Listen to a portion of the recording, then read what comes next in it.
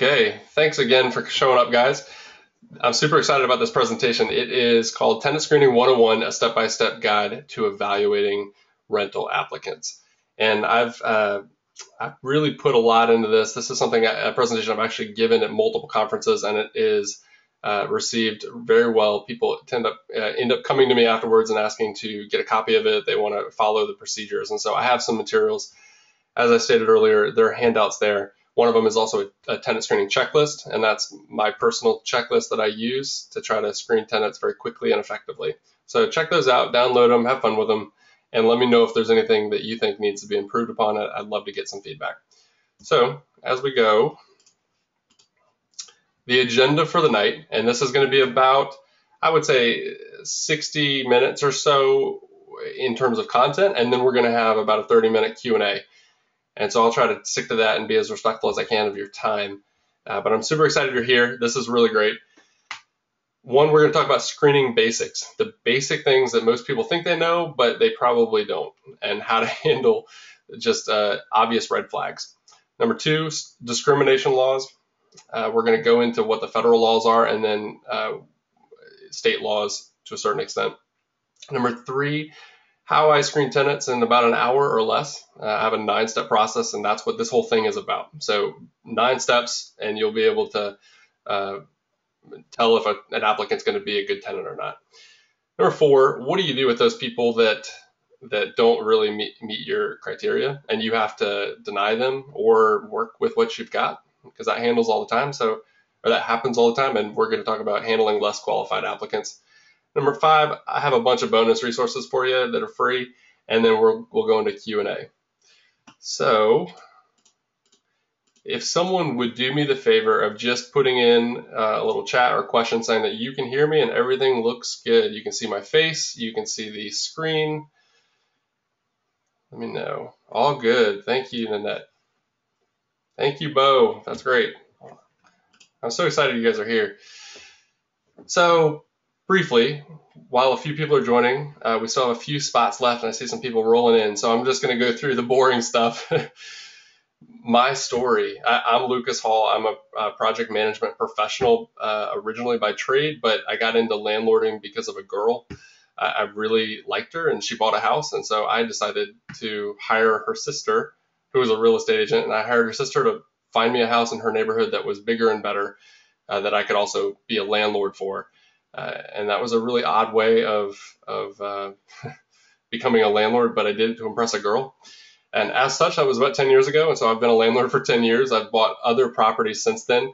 I have about 5 now, including single family homes, condos, townhomes, and even a short-term vacation rental out in Colorado, which is something I knew I'm experimenting with and doing kind of the Airbnb short-term rent, which is exciting and nerve-wracking at the same time.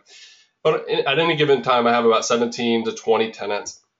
That fluctuates, but I've reviewed hundreds of applications, if not thousands of applications over my years. And you've probably came to this webinar through Landlordology. That's a site that I created out of really necessity. I wanted to give back to the community and really have something out there that was just a great resource and that was free. So I built it. I had a little bit of a web design background, and I just said I could do this, and I could pour my heart into writing posts about how to do quality, ethical landlording. And shortly thereafter, about a year into it, I was approached by the CEO of Cozy.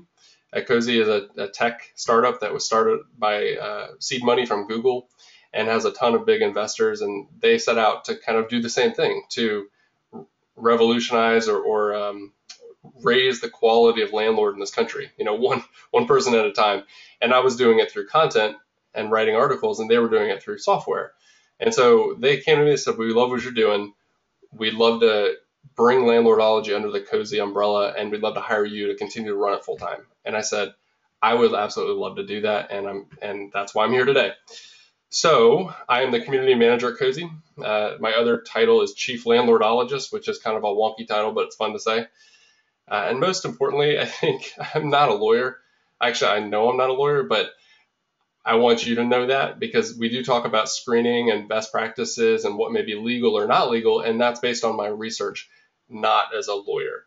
So please don't take anything I say as legal advice. And I think it's wise for every landlord to have a lawyer in their back pocket to call and touch base with on issues. I'm a family man and a puppy daddy. This is my wife, my beautiful wife that I married and was able to convince her to marry me because I bought a house in her neighborhood. And then this is my 3-year-old daughter who we recently just adopted from Ethiopia. If you guys are ever thinking about adopting, I highly recommend it. It's life-changing, just like any kid is, but it's truly amazing. And also, the other part of my family, this is Bear. He is my firstborn. He is a 90-pound golden doodle, and he is a giant teddy bear, and I just love him to death. But that's my life. As I said, I work for Cozy. Truly, Cozy provides free property management software. So if any of you guys use other property management tools, whether it's just a very advanced version of Excel or something like Appfolio, definitely check out Cozy because it provides a lot of the same things that you'd find elsewhere, but it's completely free and backed by some of the biggest people in the industry. Cozy does a few things. Right now, it's always expanding, but right now it does 4 things amazingly well. 1 is online rent collection, 2, online applications, 3, credit reports, and 4, background checks. The credit reports and the background checks, which I will show you later, are quick, and they're some of the prettiest and most detailed I've ever seen. I've been running a ton, not a ton, but I've been doing, like I said, hundreds, if not thousands, of screenings over my term, and I've used almost every product out there for screening. They either take too long, they ask for too much information, or they're not detailed enough, and Cozy has solved that problem. And so I help contribute to that to try to identify the requirements, and it just really came out well, and it's doing amazingly well in terms of working for landlords and generating profit. So we actually Cozy charges the tenant for those credit reports and background checks, which I'll get into later. It's completely free for the landlord. So we make enough on those products that we can actually offer rent collection for free. So no transfers, no transfer fees, no monthly fees, nothing like that. As a whole, Cozy has about 30,000 landlords. I think we almost have about 60 or 70,000 tenants. And we've screened over 10,000 people in the year that we've been offering credit reports and such.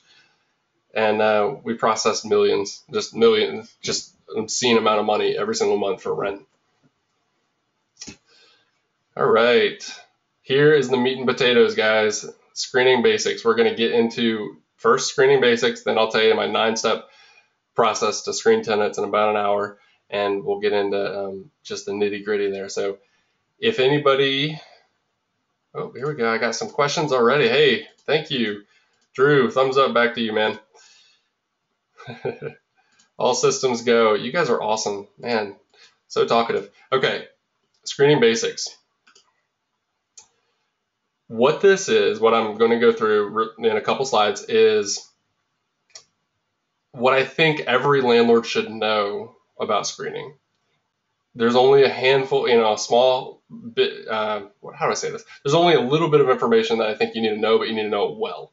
And if I had to summarize everything in an elevator speech, if I had maybe 10 floors to ride an elevator with you and you said, tell me everything I need to know about screening, this is probably where I would start. And I'd go through these things, and hopefully I'd have enough floors to do it. So, number 1, and I'm actually excited because I spelled all this out on the slides, and I know it's not pretty to look at because it's just black and white text, but I put that in there so you guys could copy down what you needed to, and that way if you look at it later, you can always write it down. But sometimes I usually just have a pretty picture and a few words, but this presentation will be a little more detailed for the sole purpose that you can jot down information. So number 1, is the tenant able and willing to pay rent? Now I think that makes perfect sense. Like, oh yeah, sure, why not? That's exactly what I would need to know. But most people don't think about it. They get caught up in all the details on the credit reports, on the scores, on the income. That all of that's important, and we'll get into that. But the most important thing is, are they able and willing to pay rent? So that break it down to 2 things. Okay, Are they able? Meaning, do they have income? Do they have a job? Do they have cash? Do they have something that will help them um, pay that rent? I mean, do they actually have the means to do it? And then willing, they could be a millionaire, but they could have a very poor attitude and a disrespect for any sort of authority, and they might just want to pay late just to get a kick out of it. So are they willing? Do they have that attitude? Do they have the desire to be in good grace with the landlord? So you need to look for those things, that sense of moral and fiscal responsibility. And you can determine that stuff by looking at other things in their life. So I wanted to pull out the first bullet point is income. I think this is probably the most common question I get about screening is like, how much do they need to make? And the answer is always the same. And this is an industry best practice, and you'll find this consistent with every property manager you meet. It needs to be 2 to 3 times the monthly rent. So their household income needs to be 2 to 3 times the monthly rent. So if the rent is $1,000 as a household, they need to make between $2,000 and $3,000 a month in order to cover it. Now, if you want to be conservative, then make it $3,000. If you have a situation where you have a lot of incomers, and that's maybe not even a word, incomers. If you have a situation like that where you have 4 or 5 people in a house that are bringing an income, it's not that much income. There's a little bit more of a cushion, and it could be 2 times the monthly rent. But generally, the best practice is to set a standard and then make that the standard for all applicants. So if you set it to 3, you got to grade everybody by the 3 times the monthly rent amount. Screening basics number 2, everything else besides that whole are they able and willing to pay rent, everything else can be repaired, evicted, or mitigated. And yeah, it stinks if they bust a hole in the drywall, right? If they leave the place and there's a hole, sure, that's unfortunate, but you know what? You can repair it. It's not that big of a deal. And if they caused it, then they need to pay for it. It's just not that much of an issue. You don't need to get upset about it. If they stop paying rent for some reason, like people, are going to lose their jobs. It's going to happen. If they lose their job and they can't pay rent, then you have to kick them out. You got to evict them, and they can't stay there if they don't pay. So, everything else, as long as when they're coming in, they have the income and they have the willingness, then you can work with everything else. Now, I'm already seeing some questions about that. So there are a few things that are non-negotiables, and I will pull those out in a minute. Number 3, let's go back. Number 3, more information is not always better. I know too many landlords who basically ask for the tenant's firstborn, and they get themselves in a sticky situation because that applicant doesn't know this landlord from Adam's cat, and all of a sudden they're asking for every piece of confidential information they have. In my opinion, I think it's best to ask for just enough information for you to do a thorough screening without asking for too much information that might jeopardize or put that person's identity at risk. Identity theft is one of the top crimes in America. Every year, lots of people get stuff stolen, lots of money stolen, and it just, the less that I can get involved with that, and the better. So, for example, one of the things that we've done specifically at Cozy is that the landlord never actually collects that social security number from the tenant. It's all done on the back end. The tenant has to provide it in order to get those screening reports, but the landlord never sees it. Now, that's not to say that you don't need a social security number, generally speaking, when you're having a tenant, but you only really need it when you're going to go evict a tenant and you try to collect on that judgment. You need that judgment in order to try to harm their credit or convince them, help a collection agency help you out. But you don't need a social security number in order to screen a tenant. And that's exactly what Cozy is based on. And in fact, there's every credit bureau in the country. I shouldn't say that. All the 3 major credit bureaus, Experian, TransUnion, and Equifax, they all have systems in place where somebody can run a credit report with the help of the tenant, and the landlord never sees that social security number. So anyway, more information is not better. Don't ask for the farm, just ask for what you need. Number 4, set approval criteria before you advertise. That's just what I said earlier, where, figure out what it's going to take to rent that place and then stick with it. don't change your criteria. Make the bar meet. Now, if you're not getting any applicants, maybe your price is too high, or maybe you're being too hard on the screening, and then you can assess it. But don't reject somebody for something like smoking and then go accept a smoker afterwards. I know that's not a protected class, but it's still changing your criteria. Next, number 5. Hopefully this elevator speech isn't going too long. Screening basics, number 5, automate your listings and applications. This is just a general tip. The more you can make your applications automated and your listings automated, the less work you have to do. I wouldn't even be able to manage 5 properties if I had to manually do this every single time. I just have one application per property that is all online through Cozy. There's other tools out there, but Cozy is fantastic. And you can have it out there, and then when people want to apply, they just apply through the link. It's super easy, and it just shows up in my inbox. With listings, I use Craigslist and Postlets. I use Craigslist to advertise because it's got just a ton of people, but I also use Postlets, which is postlets.com, postlet.com, and they will actually create that listing for you and syndicate it to a dozen other sites, and so everything is centralized. And when there's a change to be made in a listing, you can just change it in one place. So it's really, really useful, and that's also free. Number 6, check photo IDs. You would be amazed how many people try to pretend like they're somebody else.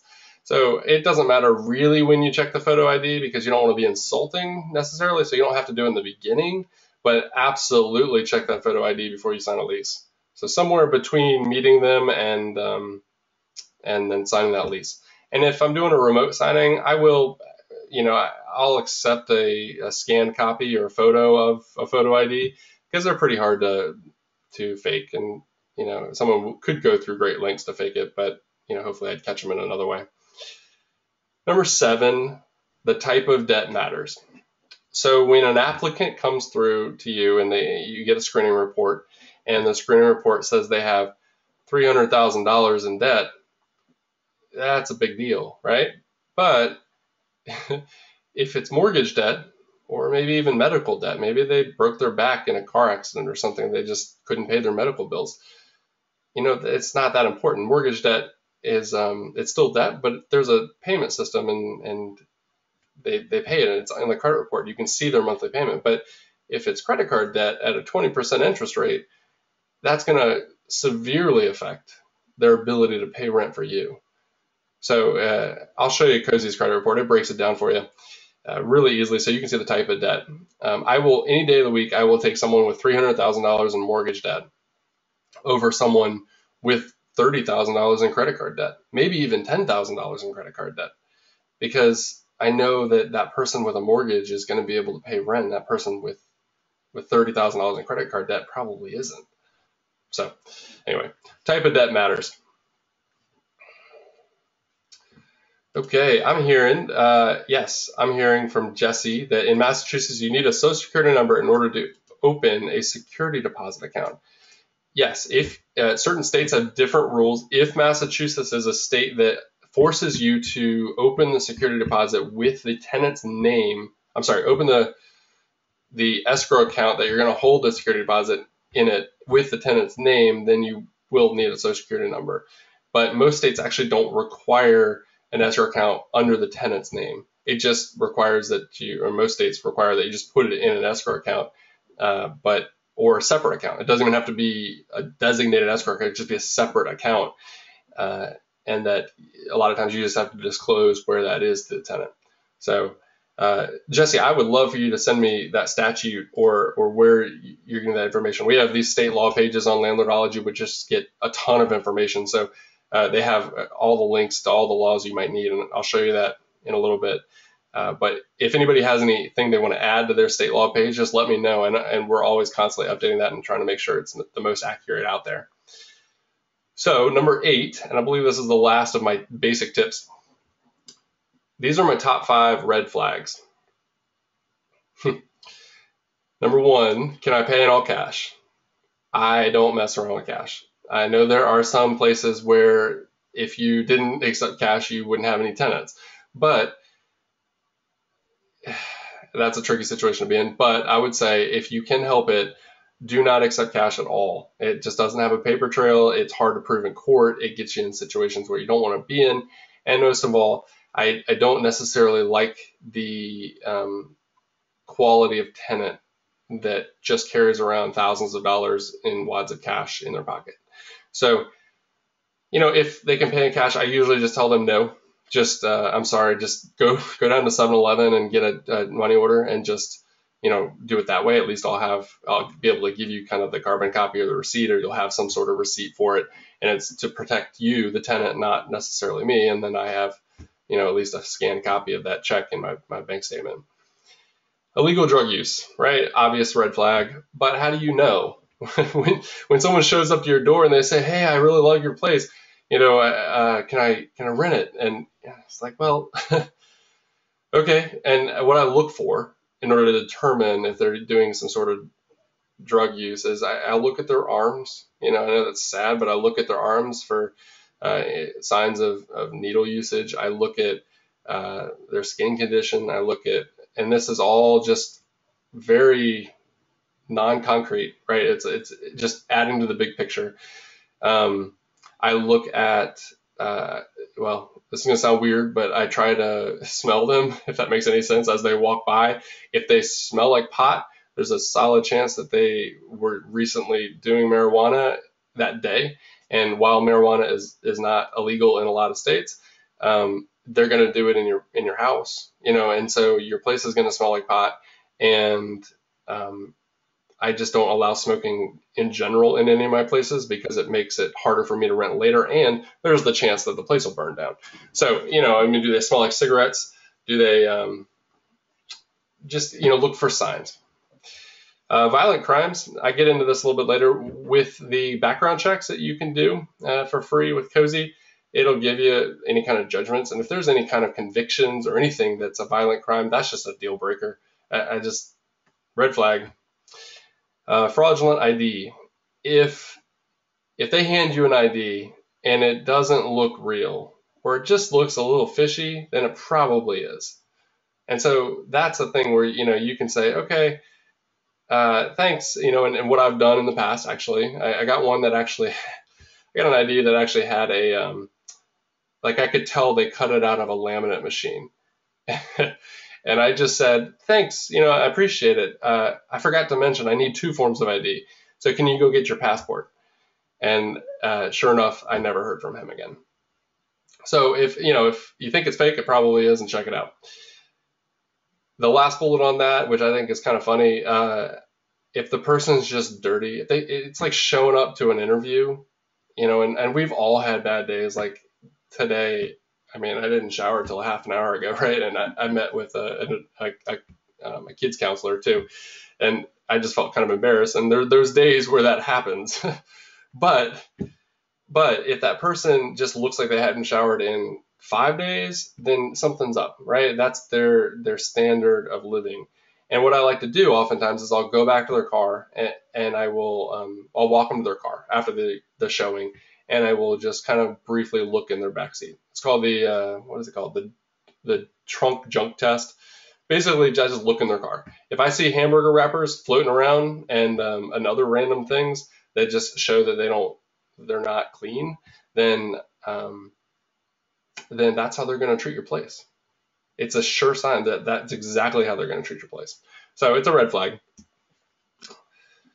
Now, discrimination. And I received about 15 or so questions from you guys before in emails, and I would say 90% of them or so were probably related to discrimination. So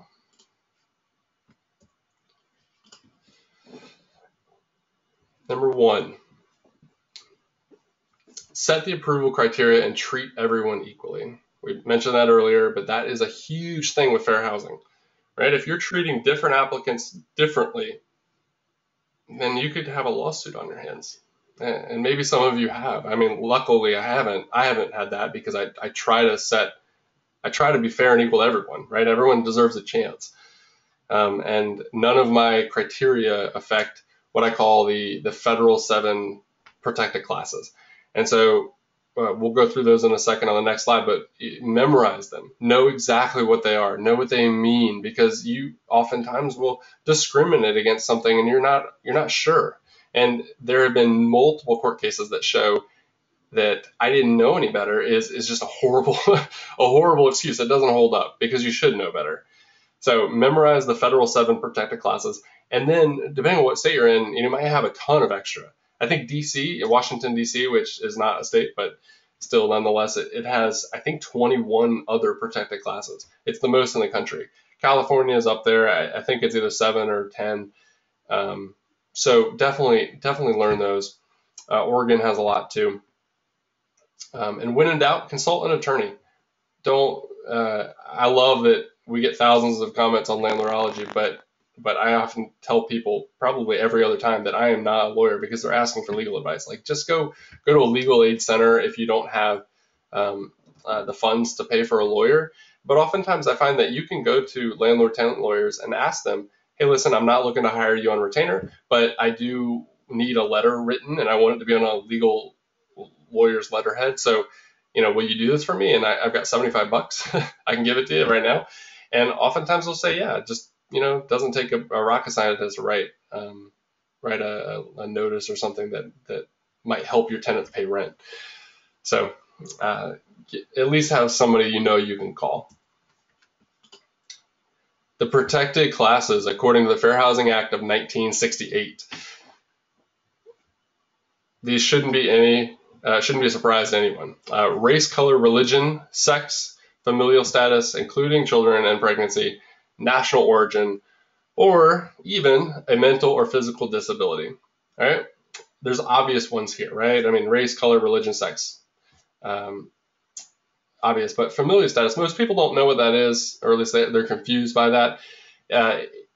Oftentimes, where this comes out the most is in the size of the family, right? You can't discriminate against one couple that has 2 kids versus one couple that has 5 kids, or a single mother that has 7 kids, or you can't, because you're discriminating based on that family status and that family, that the number of children, or potentially if they don't have any children but they're pregnant or might get pregnant. You can't do that. So what you can discriminate upon is occupancy. Now, every single county, and I promise you this, if you don't know what it is, go ask your county code office, and they will tell you what the occupancy rules are for the zone that your place is in, that your rental property is in, and what kind of house it is. Usually, and the most common one I've ever seen is 2 people per bedroom in a unit. So if it's a 2-bedroom apartment, then by the occupancy rules of that county, it would be allowed to have 4 people. And that's fine, that's reasonable. But I've also seen weird ones, like the county I'm in, actually, you can have as many people as you want as long as they're all related. But as soon as you have one person in that group that is not related, you can only have a total of 4. I don't know why that was written that way, but it basically means that a family of 4 can't hire a live-in nanny for their in-law suite in the basement to help out with babysitting or chores. So it has adverse effects. But go learn what your occupancy rules are and just stick to them, because if you don't stick to them, your neighbors are going to call them and call code enforcement and say you have too many people in a unit, and then all of a sudden you have a lease that you can't really enforce because you're breaking the law. National origin and mental and physical disability. Hoarding is a mental disability. At least that's how the courts have held it up. So if someone is hoarding in your unit, and we've all seen that show called Hoarders on TLC, I think, it's a sad situation and it will destroy your property. So there's things you can do, and if you go look up hoarding on landlordology, there's a couple articles on how to handle that. It's a tricky situation, but just realize you can't discriminate against people with physical disabilities either, obviously, like wheelchairs or anything really, anything that might prevent them or help them live a normal life. But it also doesn't mean that you have to install equipment that might help them. There are laws that say that they can make reasonable requests as long as it's not a huge expense. A moderate expense is more appropriate. But you cannot restrict them from doing it themselves. So if they want to, if somebody in a wheelchair wants to install $3,000 ramp up to the front door, you have to let them do it, as long as it doesn't cause permanent damage to the property. So that's key. It can't permanently damage it. And you also can require them in most states, and I know that's true in my state, you can require them to set aside the money it would take to restore it in an escrow account during the term of the lease, so that you can guarantee that the money is going to be there for them to fix it when they leave. So, if someone claims they have some sort of mental disability where they need to look at the stars 24 hours a day, it would not be appropriate for them to request to install 20 skylights in your house. That would just be so damaging that you couldn't restore it. But it would be okay for them to install guardrails and handrails and other things that help them move around, or even move light switches around. That's okay. So that was a little more long-winded than I wanted, but that's important. So the screening process, this is what I do. This is a well thought out, well utilized screening process of about 9 steps, and I can do most of it in about an hour. So I hope that you guys will pay attention. And let me know if you have any questions as we're going. I'll try to watch the comment bar.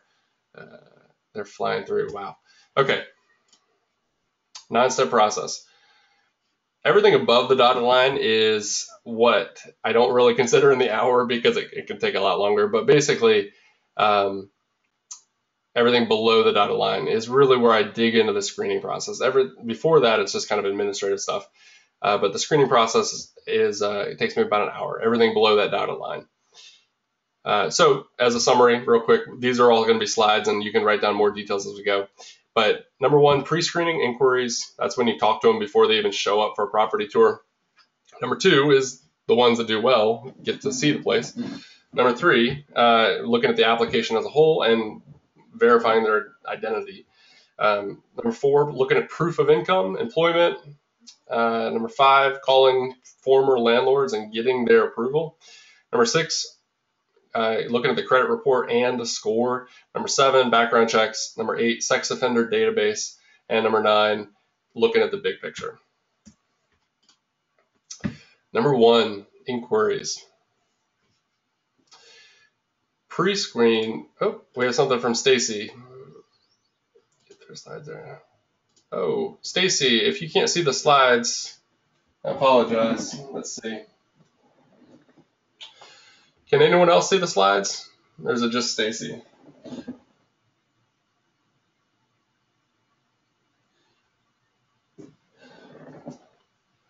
Okay, yeah, all right. So the slides are working. Stacy, I would just log out and log back in if you can, and try that. Try that. All right, thanks, guys. I appreciate it. We don't want to lose anybody. So number 1, pre-screen with a quick phone call. It just means after you throw your ads out there and listings, and that's a whole nother webinar if you want to talk about advertising.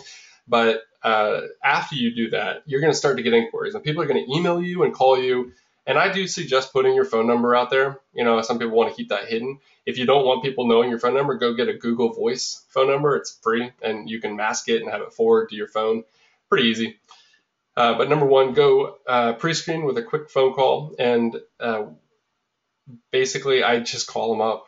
I set up an appointment via email if that's how we started, and I just go through a couple little questions. What I love about it is that it avoids discrimination. So I purposely don't do a Skype call or a Google Hangout, because I don't really want to see them.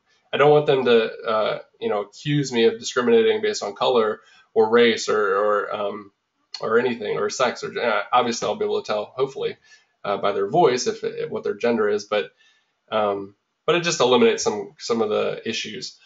I ask about income, savings, debt, credit, pets, and hobbies. I do want to know, how much they make, and I just kind of briefly go through this 9-step process over the phone with them briefly, just so they know what they're in for.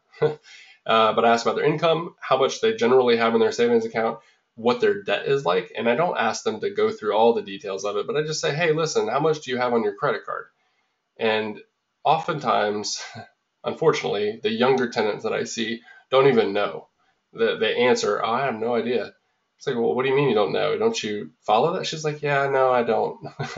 So that's a red flag for me. Someone who's using their credit card doesn't even know how much money's on it. Credit, I ask them what their credit score is.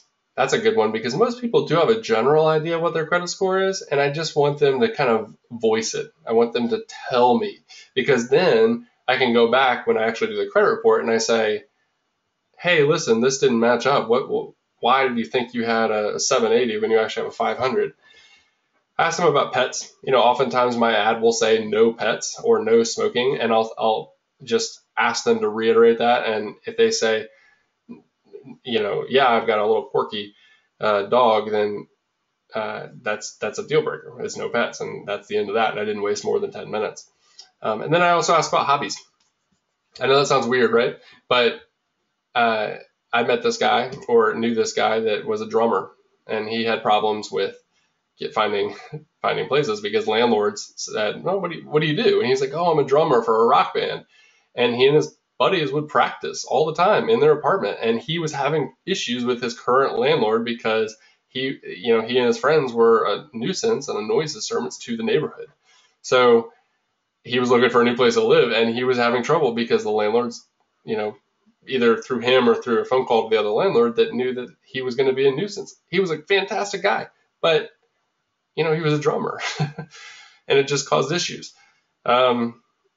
So I want to know that kind of stuff. If they're a gun collector, I support guns. I think it's fine.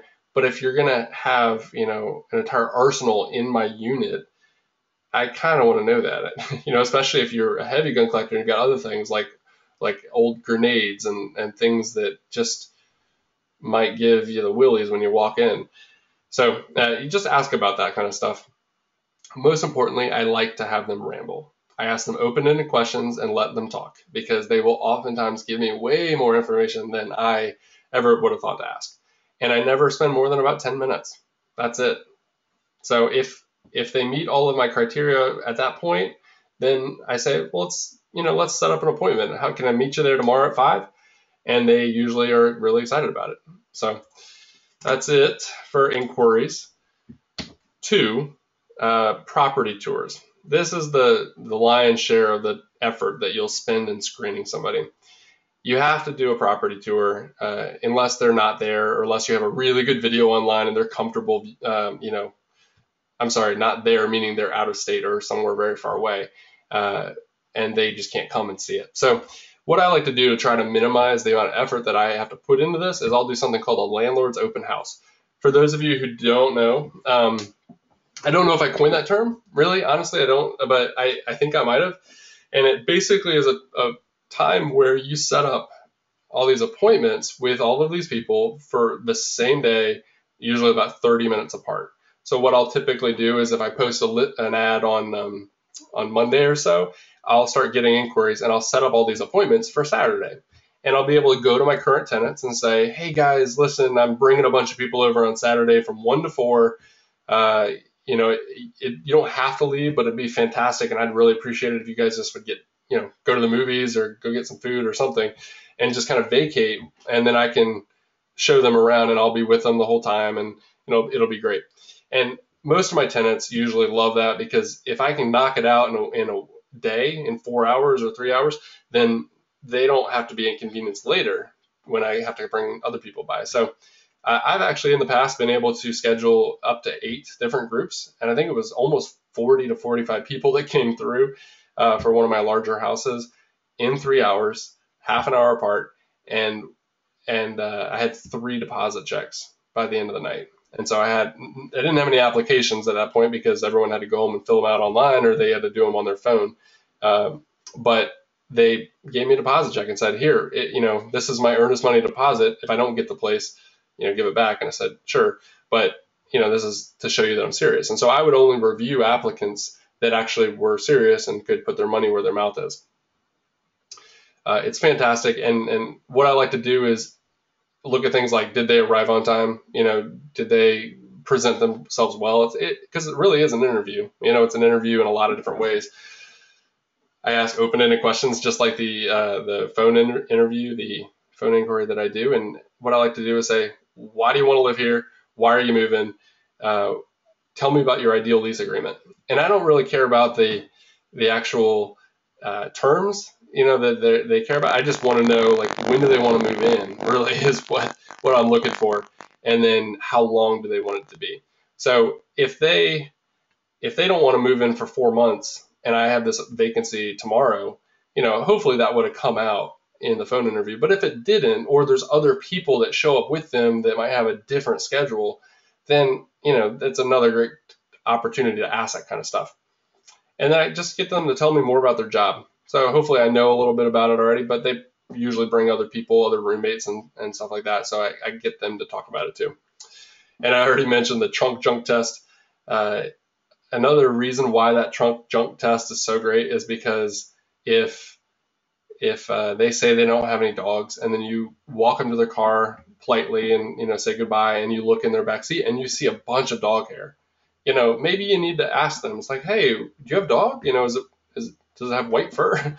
You need to think about that. And likewise, if they have a propane tank just kind of sitting in their back seat, it might be worth inquiring about, because if they're going to carry that around not in their trunk, then they're probably going to store it under the kitchen sink or put it somewhere like the bathroom or, somewhere, and you're going to have something that could potentially explode in a fire, and it's going to be in your property. So you just look at how they treat their car, and that's how they're going to treat your place. Number 3, step 3. This takes me about 15 minutes. And what this is applications and ID verification. I use online application through Cozy. My application is out there. Whenever someone says I want to apply, I will always just give them the link. I can text it to them. I can send it to them in an email before the showing. Whatever I need, I can write it down on a piece of paper and give it to them, and they can just take it back to their car and go to that URL and fill out the application. What I love about it is I don't have to handle paper. I don't have to deal with it. I used to put them in my, bring it to a showing and sit them down at the dining room table and have them fill it out. But the problem with that was that the majority of tenants I came across couldn't actually answer all of the questions that I wanted on the application in an impromptu sitting. They actually had to go look it up, or they didn't have their computer with them, or they didn't know how to look it up on their phone. So, give them a chance to go back and gather that information and then submit the application. And if you do it online, then you don't have to worry about anything. It just shows up when they're finished. What I do is I actually require credit reports and background checks, which I'll show you in a minute, as part of that application. So it's a complete picture. I do collect applications from all adult applicants, and not just applicants, occupants and cosigners. So a lot of people don't actually screen cosigners, and I haven't ever figured out why, because if they're cosigning for the loan, don't you need to know what their financial situation is? How good is a cosigner if they are in foreclosure or they, are going bankrupt? So definitely collect applications from all adult occupants. If they're living in your property, you need to know who they are. Point blank. That's it. You need to know who they are. Then you need to have that application, have that information. And then for cosigners too. I don't necessarily do background checks always on cosigners, because they're not going to physically be on my property, and I'm not physically going to be working with them, but I do need to know their credit situation. Number 3, check ID and verify through credit. So what I mean by that, we've already talked about looking at an ID, a photo government ID. But if you ask them to do a credit report through Cozy, for example, it will actually get them to verify their identity, not through only their social security number, like they ask for that, and Experian runs that check, but it also gives them 4 or 5 questions that they have to answer exactly right. And if you've ever ordered a credit report, you probably have done these questions. It's like, tell me the loan amount of your first car in 1985. And heck, I wouldn't remember that, but they've got to figure it out. And so there's stuff like that only they would know. And it does actually verify at least that their name matches with their social security number, and that this is probably the person that you are working with. And so when you get that credit report back from Cozy, you know that in order to get to that point, they've had to verify their identity. So that's an easy step that you don't have to worry about, because the Cozy takes care of it for you. But I also use social media and Google, and I didn't start doing this till recently. I don't know why. It just never dawned on me.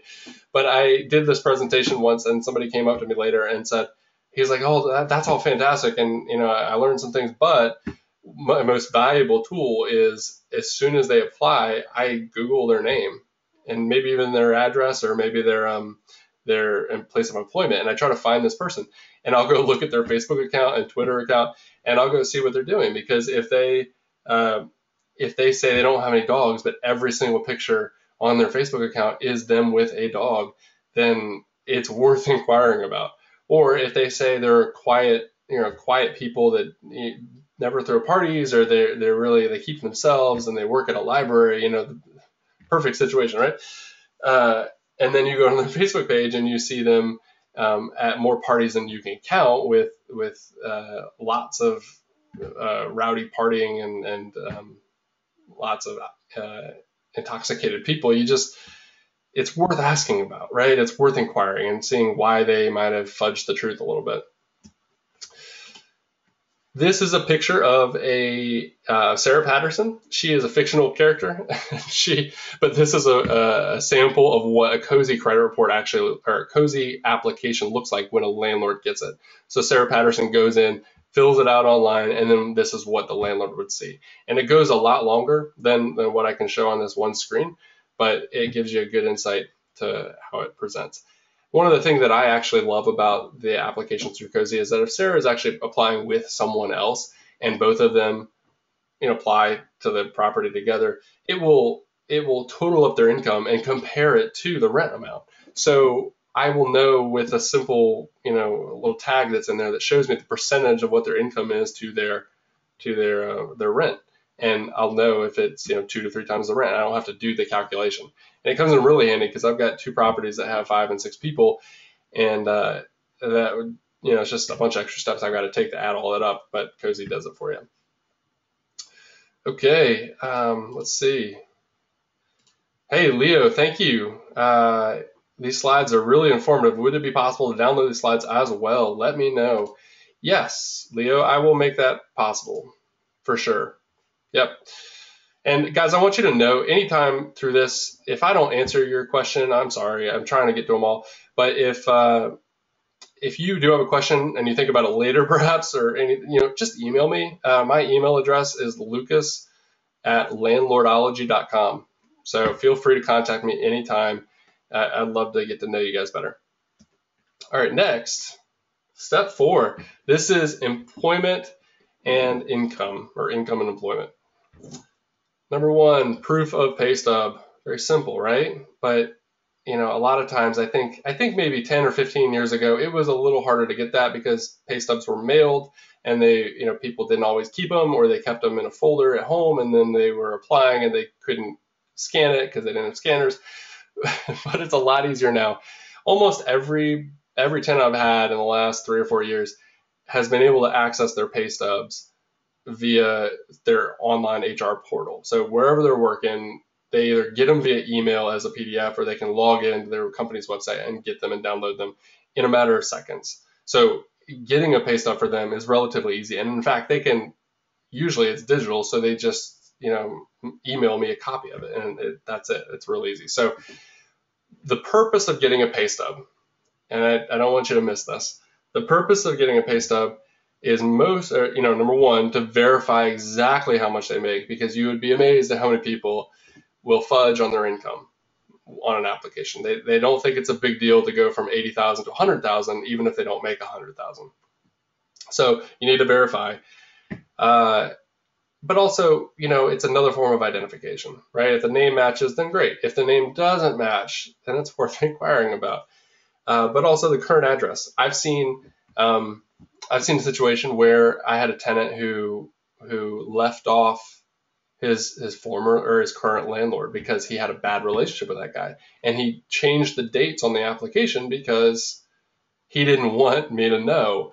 So when I found out that his current address on his pay stub didn't match what he said his current address was, then it doesn't disqualify him, but it definitely makes me force him to give me that landlord's name. I want to find out why, right? I still want him as a tenant as long as it's okay, as long as he didn't destroy the property or something.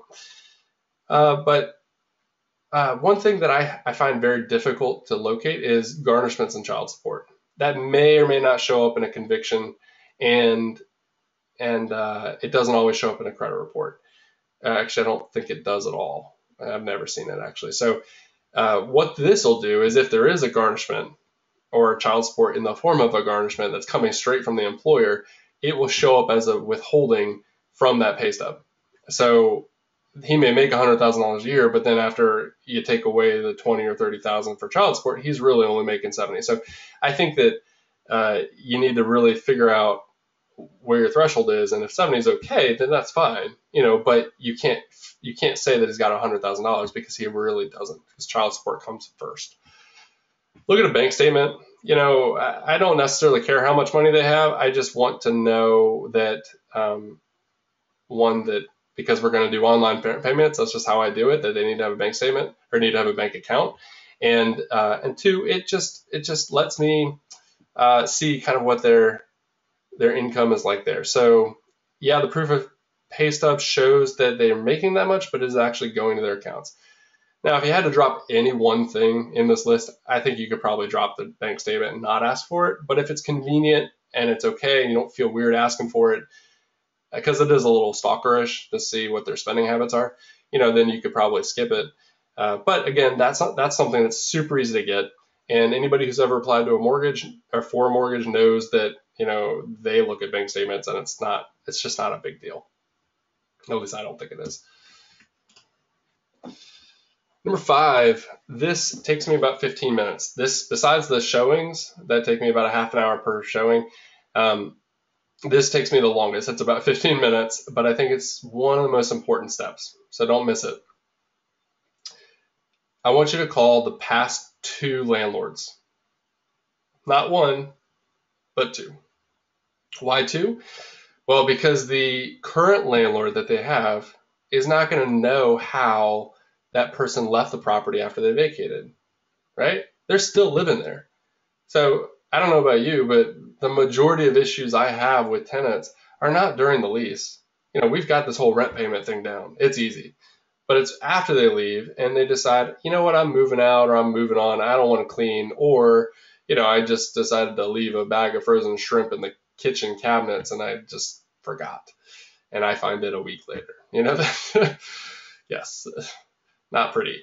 So call the former 2 landlords, because the current landlord's not going to know how they left the place, and the former landlord before that will be able to hopefully remember the tenant and then give you real information about how they maybe refuted the security deposit withholding, or perhaps he took them to court, and tried to go to small claims and they fought him and they lied in court or whatever. That's the kind of stuff that second landlord would know. I always ask them the same couple questions. I've got them bulleted here because I think they're so important. I know it's a lot of stuff on the screen, but basically what it is what were the start dates and end dates of the lease? Because I don't really care. I just want to make sure I've got the right landlords. I don't care how long their leases were necessarily. I just want to make sure that it's the former 2 landlords. And you know what?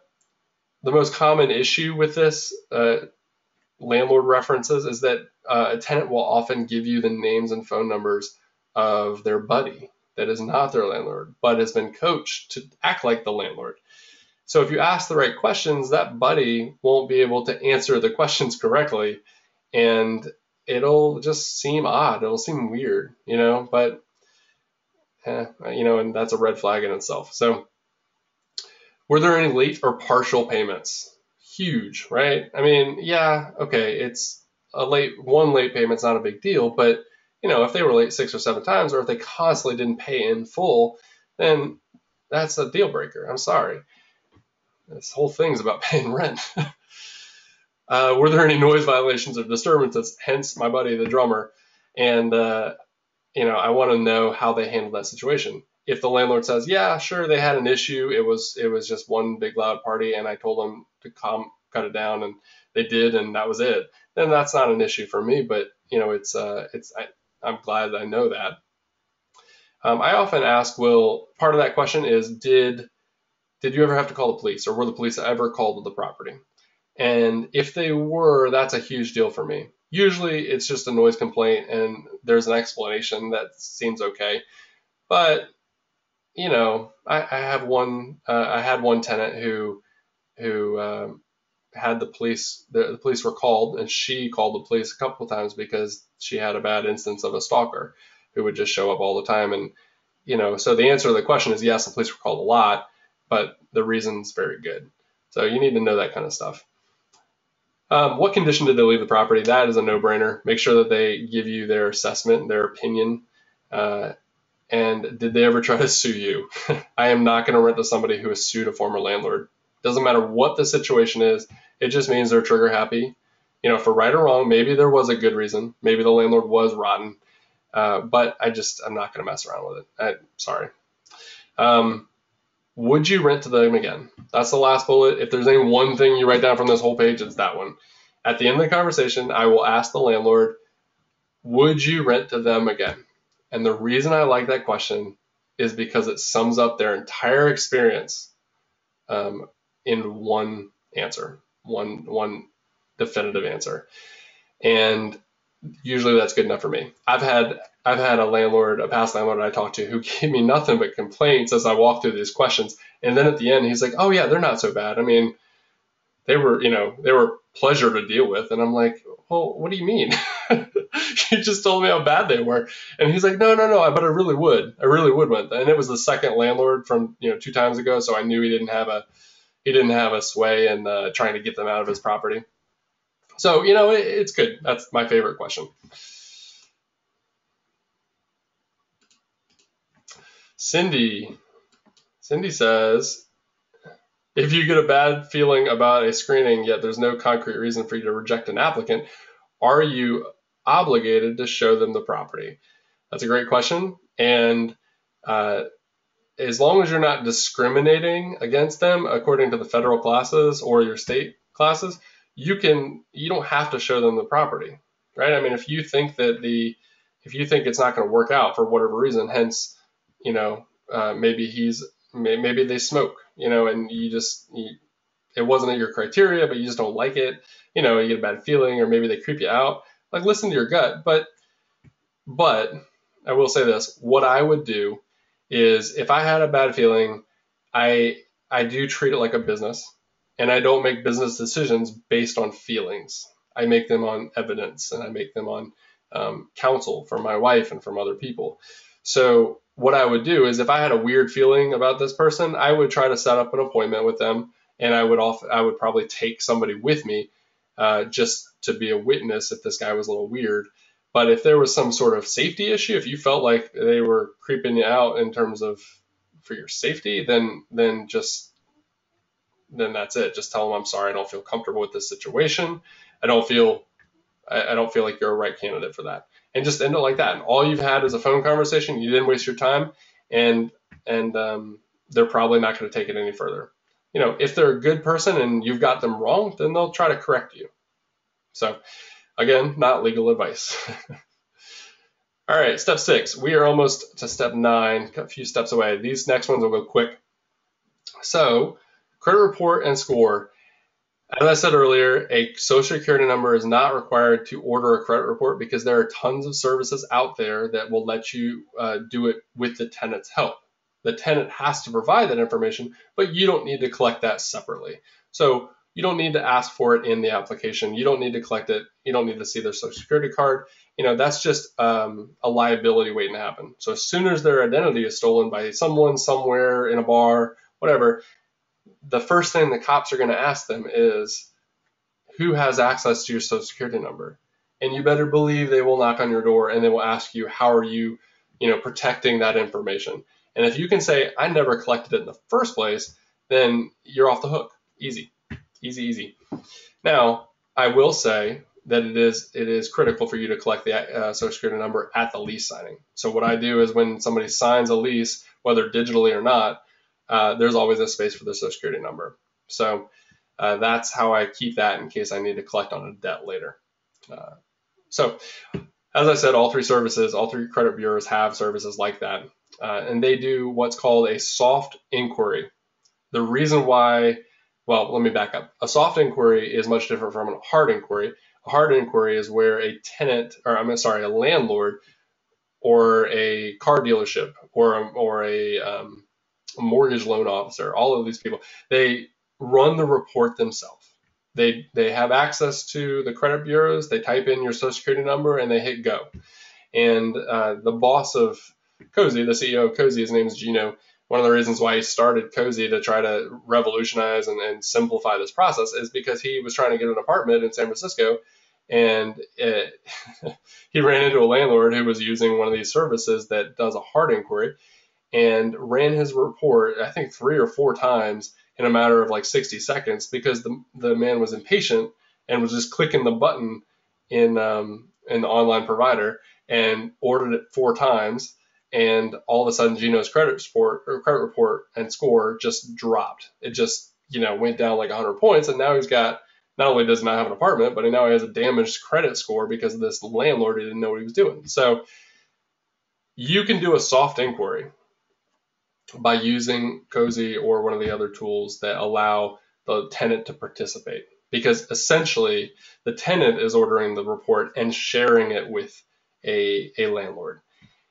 And that, in my opinion, is the best way to do it, because not only do you get the information pretty quickly, but it becomes something the tenant can pay for, and it doesn't hurt their credit. So if you've not tried this before, next time you have somebody that you're going to run a credit report on, or you want them to give you their credit score, just tell them, hey, we're going to use Cozy, and don't worry, it's not going to hurt your credit report, or not going to hurt your score at all. And in fact, you'll get a copy of the report too. And just watch your eyes light up, because I promise you, if they've been a tenant for any number of years, they've gone through big apartment buildings who run their own scores, and and then they've got to like work the whole year to kind of improve that score because they applied to an apartment, heaven forbid. I'm talking pretty fast. I get excited about this stuff, guys. Let's go back a step. Come on. There we go. Number 4. So each of the different bureaus, Experian, TransUnion, and Equifax, all have different ratings, different scales. So, it's confusing. Cozy uses Experian. We actually helped them develop this product that they now market to other people. But in my opinion, anything over 700 is fantastic, right? That's great. And that's a no-brainer for me. 650 is good, but not as good as 700. So I usually shoot for 700 or higher. If I have 3 applicants and none of them are above 700, then I lower my standards, right? I lower my criteria, and I go with one or the other, because 650 is not bad either. It might take some explaining if it's below that to figure out what is happening. Number 5, don't ever accept a paper credit report or even a PDF, file that they send you, right? Every single time I have a property for listing, tenants will email me and say, I'm not going to give you a credit report because I can get it for free on freecreditreport.com, and I can just send you a copy of it. And yes, they can. And if they're truthful, then that's fine. But I don't know if they are truthful. And honestly, I've been a near expert at Photoshop for a number of years now, and I know that my 3-year-old daughter, this is probably an exaggeration, but a middle schooler could edit a credit report in about 15 minutes or less, and then give you that copy, and you wouldn't be able to tell the difference. It takes little or no effort at all to change a credit report. So once they have that PDF, they can edit it and then give you whatever they want. I've seen people who've changed their names, changed, even though the social security number might not be valid or might not be on the report, they've changed the last 4 digits, or they've changed their addresses, and they do whatever they want because they know they're trying to get into your place wrongfully. So anyway, don't ever accept a credit report from them. Make sure you get it from a third party like Cozy, and they'll get a copy too, and that's pretty easy. Okay, next. This is a copy of Cozy's credit report. Now I'm actually, going to show you exactly what this looks like, because I don't I don't like how, let's see, I don't like how I can't show you everything. Okay, so I just changed over to Cozy's dashboard. This is the screening section. If you have a Cozy account, this looks familiar to you. But I ordered a credit report from Patty Northrup. Patty is a fictional character. Again, she is not real, hence fictional. And this report is not real at all, but it is fake data that shows you what's happening. So I ordered a background check and a credit report. The background check is pending. Sometimes that takes a few minutes to go through, but it's pretty good. I'll show you a picture of that. Oh man, I got to do that. Okay, right. I'm on a test account. Sorry. Let me show you this. This is a printout, and you can print these things out too, which is great. So this is exactly what I was just going to show you, just in a different picture. So you have James, also known as Patty, and he has a 744 score, and it tells you kind of where it sits. And so I know that he ranks higher than 71% of U.S. consumers. And I also know that he has $5,000 in monthly payments. So, if I'm going to call him James or Patty, same person, different names in here. I know that's odd, but that's what you do with sample data. So $5,000. If my rent was $1,000 and he only made $6,000, I would be a little concerned, because I would look at this and I would say he's got all of these expenses.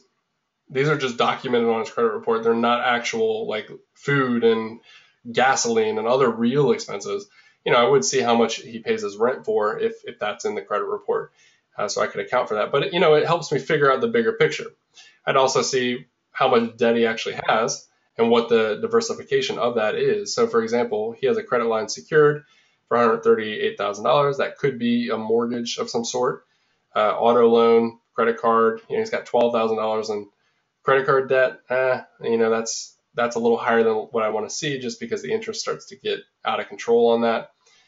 And then any other revolving accounts. So here's payment history. This is a summary of what we'll look at below, but basically how many times has he been late on anything in the past probably 2 years, I want to say, is what it goes back to. So twice. If he's got a ton of accounts, that's probably not that much. And then how long has it been since he was last late on something? And a year is a good amount of time. I mean, I hate to admit this, but for almost 15 years, I never had a late payment on anything. And then I was out renovating a condo in Colorado last month in August, and I paid my credit card bill late because I was so busy I just forgot. So anyway, it happens. But you want to know how long ago that was. And then if there's anything in collections, that's important, because, gosh, man, if he's in collections, that just means he's been fighting that debt for a long time. Maybe for good reason, but I don't know. It's worth inquiring about. And then if there's any sort of public records in here that might show up, the background check will show more, but this is a nice little summary. So, for example, this is a Greenport mortgage, and it'll show you what the status of the account is, and it's open. It'll show you, the status of his payments, what the original loan amount was, and then what his typical scheduled payments are, as well as the current balance that he owes. So what I love about these little green circles, it tells you, if he's cleared or if he's done well and paid up, and then if he had any late payments. And it looks like back in March 2014, he did have a late payment. So I wouldn't care about that. But if it was last month, maybe there's something going on. And you can click on any one of these various accounts and actually open them up and see all of this information. So it's very helpful, very easy to read. I've downloaded Experian's actual report from their site before, and it's not nearly as easy to read as this. And you can print this out and save this later if you need to. It doesn't have their social security number on there, so you can't be accused of identity theft, but it does have everything else you need to actually make a decision. And as for the background check, here's an example. So the left picture is what a cleared report would look like, where they've passed through the social security verification, eviction search, sex offender search, terrorist watch list, national criminal search, county criminal search. And then if they have anything that you should consider and to evaluate further, it'll tell you that. So you'll either get there's no denial. They're just giving you information. You'll either get all clear or you'll get something that says consider, and it'll tell you what's going on. So, down here in this example, Mr. George Bluth had a little run-in with Orange County authorities for arson, apparently. So probably not a great tenant if he was convicted of arson. So that's great. Let me see. Do you guys have no questions? Perfect. Okay, great. Let's go back.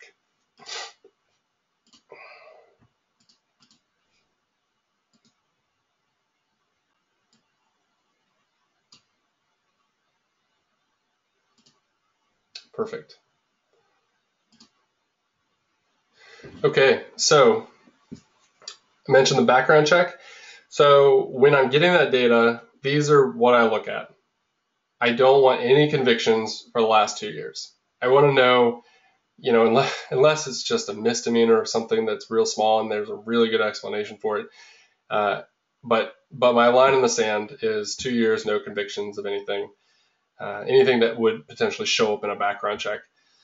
And then no violent crimes ever. I just, people who assault other people or hit people with baseball bats or just do bad things, I just don't even mess with it. And no evictions whatsoever either. So I think evictions are worse than any sort of felony, I guess depending on the felony. But, I think evictions are horrible because it means they stood up to the landlord. They defied the tenant, or I can't talk tonight, guys. And they defied the landlord and they were taken to court, and the judge ruled against them and said, you were not correct. And you have to, either pay the judgment or leave. And they then have that eviction record. So if there is an eviction record, that means they lost in court. So I don't even deal with it. That means they're going to stand up to me or they're going to fight me on something. And I just not going to have it. All right, step 8. And believe me, the credit report and the background check and then this section, all 3 of those put together only take me about 10 minutes. I check the sex offender database. Now, the background check will do that too, but I like to do this also. And you can go to this website. It's nsopw.gov. It is just like the Department of Justice or the federal government to come up with some crazy acronym and then make it a website URL. But that's what it is. It stands for the National Sex Offender Public Website. So you can actually do a national search by name. There's a screenshot there, but check it out on your own computer. And then you can actually search each of the state sites too for any sort of record. Now, it's really important for you to know that sex offender is not a protected class. So and this is where I'm a little fuzzy, in every state that I've looked at, you can deny somebody based on this conviction, just like you could any other conviction. But oddly enough, in California, there's a lot of back and forth and a lot of documents that kind of contradict each other on specifically what one of them says is in California, you can't discriminate based on someone appearing on the sex offender website. But, if it's a conviction, it's going to show up in the background check anyway, and there's no law against rejecting someone for having a conviction on a background check. So that's how you would get around it, I suppose. But sex offender is not a protected class. It's just not. Okay, step 8. This is the last step. You've gathered all this information. You've gone through the gambit. Once you get good at it, it'll only take you about an hour or less. And then what I like to do is I like to consider the entirety of all the applicants. I know that you have to go by your criteria, but I always get the counsel of my wife. And I say, here's the situation. These people are going to be renting from us. What do you think? And I just get her opinion. She's a wise woman, and I don't want to bring her into being a landlord with me unless she has a say. So consider the entirety, look at the big picture. It's never black and white unless there's huge red flags, but it's never black and white. You need to look at the entirety of it.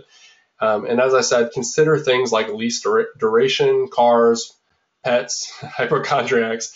What I mean by lease duration is if you have two equal applicants and one of them only wants to rent for 6 months and the other one wants to rent for a year or maybe two, then, I would consider the 2-year lease preferable because it's a longer lease. So you can do that. That's okay. It's really okay. Not all tenants are created equal. So consider cars. If they have 5 cars in their family and they want to park in your driveway, which only has 2 spots, it's going to crowd the street, or potentially they're going to park in your grass, things like that. If they have pets, I have a dog. I love him. You saw a picture of him. He is my firstborn, but he's a dog. He drags dirt into the house. He stinks. And, though he doesn't shed because he is hyperallergenic, he's a dog, so he's going to damage things, and you just have to be aware of that. Likewise, if they have 5 dogs, then that might not be as preferable as someone who only has 1 dog. Hypochondriacs, I put that in there. That's just a general, I know what it means, but that I'm just saying anybody with some sort of like, anybody that's got a disease or a mental illness that isn't protected. Someone who, like a hypochondriac, if I was showing the property to someone who takes out a tissue or a Kleenex or a handkerchief and grabs every doorknob they touch, and then I can tell that they're looking at the baseboards and like they want to wipe it with a white glove, that type of person is just going to give me nothing but complaints about the property from that point on. They're going to tell me that they think there's mold in the place when there's really not. They're going to tell me that the refrigerator is making too much noise because it's declogged, it's clogged up, or maybe it's not cooling their food at the perfect temperature. So, I think that those people create more issues than what it's worth. Hoarders, as I mentioned, can be a protected class, but just take that into consideration. People who are complaining, this is a huge thing. And if any of you have ever been on job interviews, right, or been the interviewer, and you have an interviewee who is there trying to get a position at your company, and they say that all they do is talk poorly about their last company, how horrible it was, and then that's a red X. They don't get the job because they're complaining about the last company, and they're unhappy, they're dissatisfied no matter what the situation is, and they're going to be a horrible employee because they're not going to be happy. So it's the same thing. If they're complaining about their current living situation and their landlord, then you better believe they're going to complain about you and their living situation. So take it into consideration. What else was I going to say? The complainers. Yeah, that was it, I guess. And hobbies, like the drummer. Just find out what they love to do for a living. If they, for example, my mother likes to foster hedgehogs. I didn't even know that was a thing until she told me she was going to start doing it. But sure enough, there's a hedgehog rescue foundation, and they rescue hedgehogs from people who aren't supposed to have them, and then they nurture them and bring them back to health and find good homes for them. Well, if she were my tenant, I probably wouldn't like that because now I'm going to have a bunch of hedgehogs in my property. And especially if I don't allow pets in that property, then that's a big deal. But even if she didn't have a pet at that moment, which would be accurate if she said that on the application.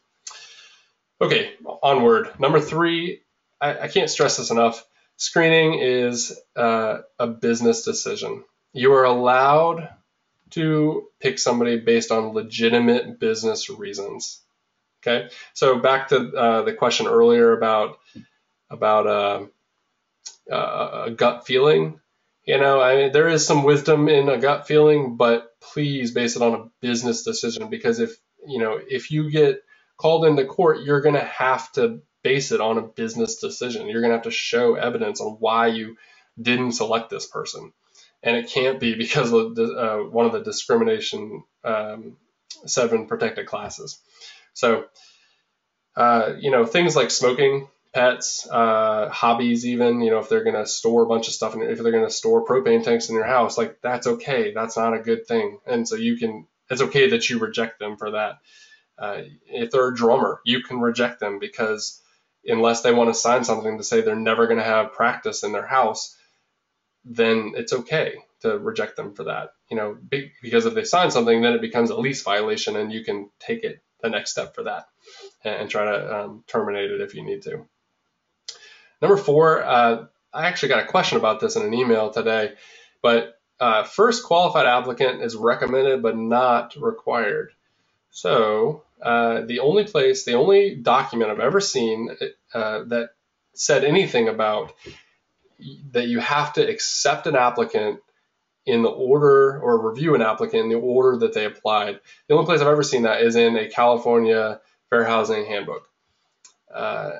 It's nowhere in any statutes that I've ever found. Again, not a lawyer, but I've done a lot of research based on most of the states in our country. And first qualified applicant sounds like a good idea. And to be honest, it is. Okay, it's a good business practice to take applications and review them in the order that you get them, because that is pretty fair. That's very fair. But it's not required. I actually was looking at the Fair Housing Handbook that California provides, and it's done by the Fair Housing Office.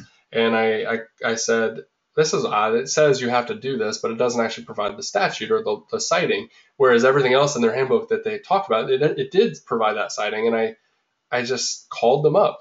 I got on the phone and I called up the office and I asked them about that. I said, where's the statute? I really want to learn this. And the lady put me on hold, and the next person I was connected to was actually the on-site attorney. And I asked him the question, and he just said, it's not a statute. It's not law, but we think it's the best practice, so we're going to put it in there. So I told him, shame on you for presenting it as if it were law, but fair enough, right? So they said not law, but highly recommended, and I agree. So if you have 2 applicants that apply, and the second one is significantly more qualified, and I say more qualified because maybe they're both qualified, but the other one is a better risk. They may have $2 million in the bank. Who knows?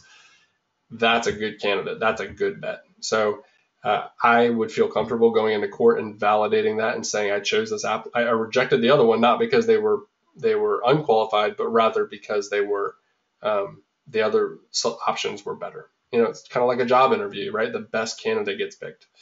So I hope I never get in trouble for fair housing on that one, and I've yet to find any attorney or document that says I can't do that. If you are an attorney and I'm wrong, please send me an email. Let me know, and I will update this presentation and keep quiet on that.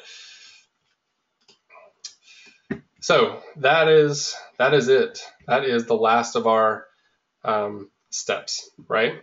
So you should have been able to kind of figure out what to do. 9 steps in about an hour, how to screen somebody.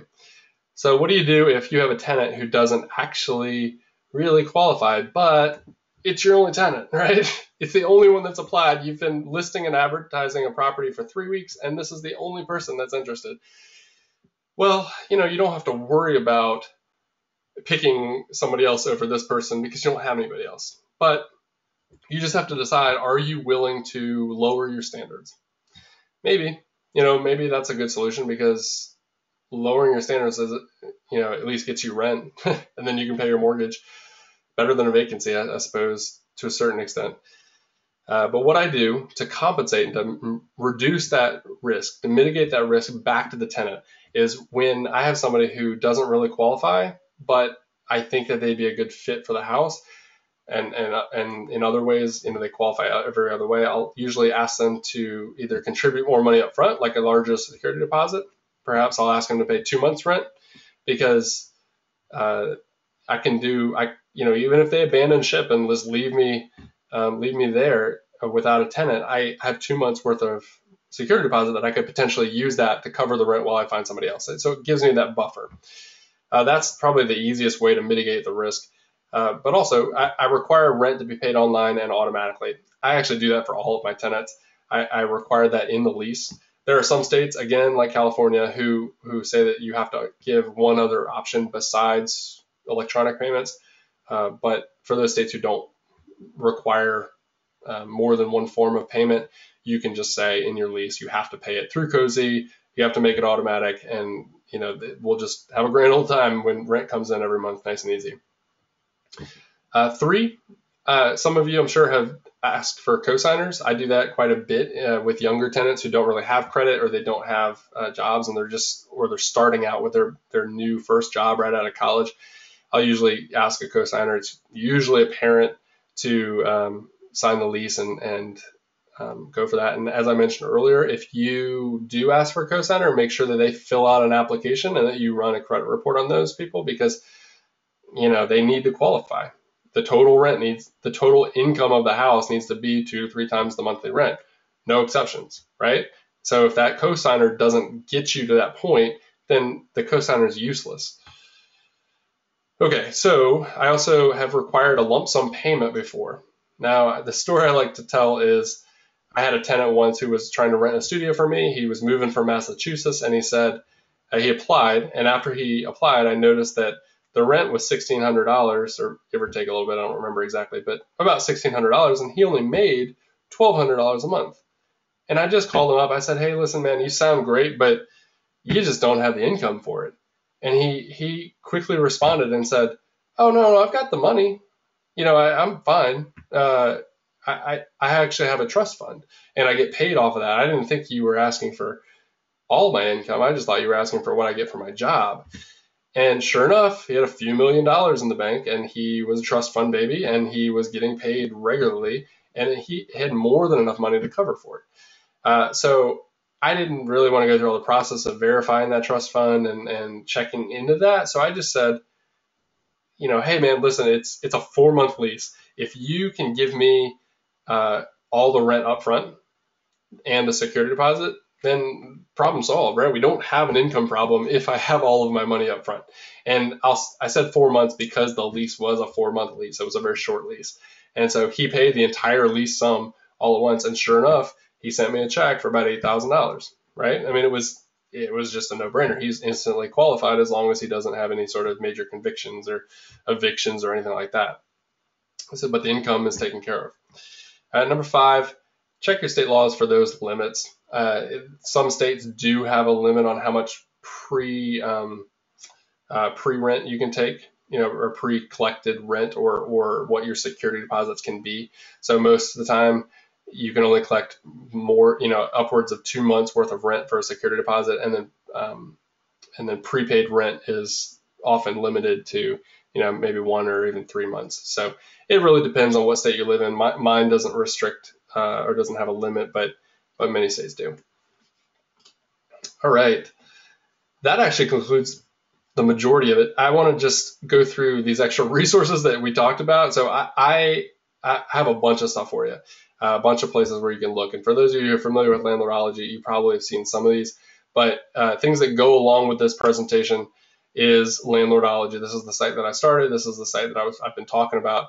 And there's a ton of stuff down on the mid part of the page. You can search for an article, or you can look up state laws and other things.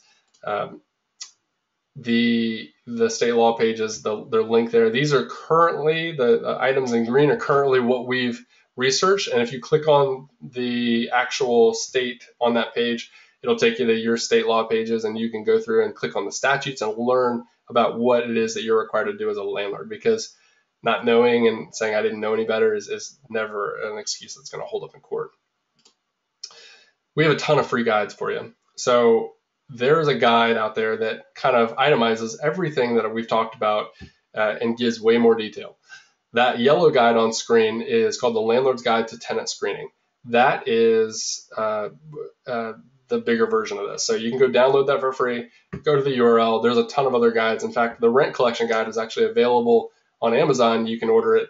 And we aren't making any money on that either. It does cost, I think it's about $10, but that's the cost. So we wanted to pass that along to you at bare minimum, so you didn't have to pay more than you had to.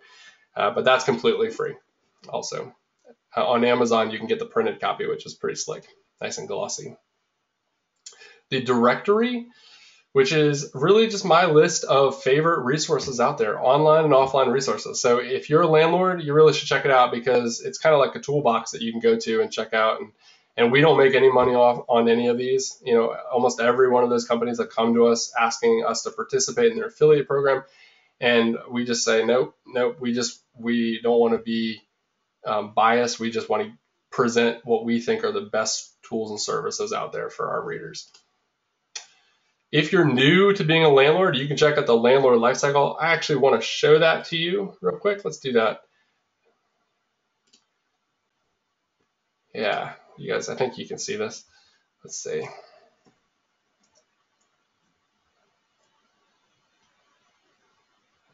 Okay, so under Toolbox, there's the landlord lifecycle. And you can scroll down and click on various things here that tells you how to do each of these steps. So just like there was a 9-step process for tenant screening, this will walk you through the process of buying a property all the way to really making a lot of money on it. Oh, geez, it's 9:40. Sorry, guys. All right, let's wrap this up. Last but not least, we'll go back to, there we go.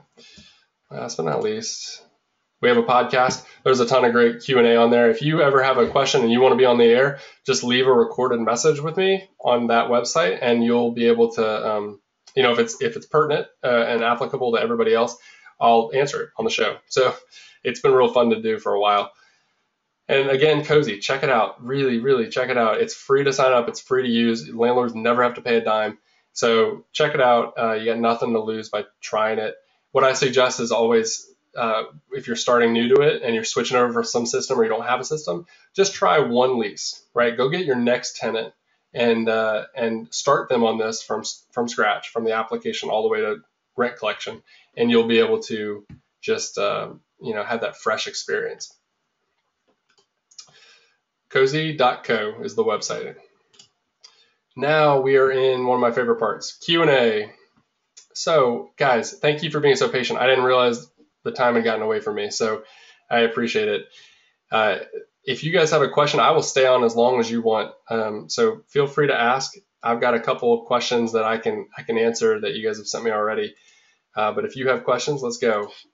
Just type them into that question box at the bottom on your control panel, and I will see that. So let's start from the top here.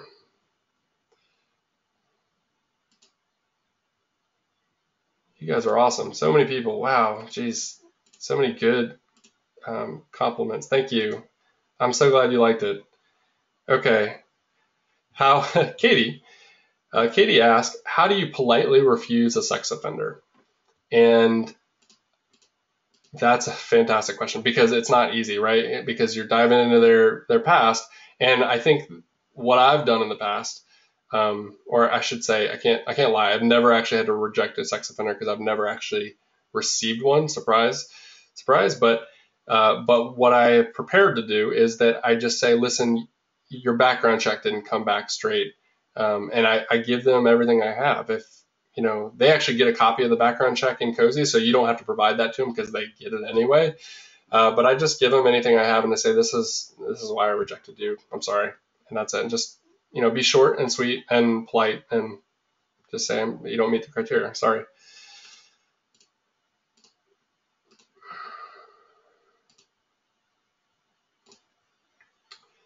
Okay, let's see. Okay. Nanette says, if you discover a deal breaker during the pre-screening process, how do you tell the prospective tenant? Very simple, same thing. Just say, I'm sorry, you didn't meet the screening criteria. It was because of whatever. And just leave it like that. If you want to put it in writing, that's even better. You can send them an email. But if it's a rejection, I actually do like to call them. I think it shows respect. I think it shows it gives them a chance to ask the follow-up questions. And, if they start getting nasty, just hang up the phone and say, I'm sorry. And don't get angry. Just say, I'm sorry. This is your official notice. I will send you a follow-up email. And you did not qualify for this apartment.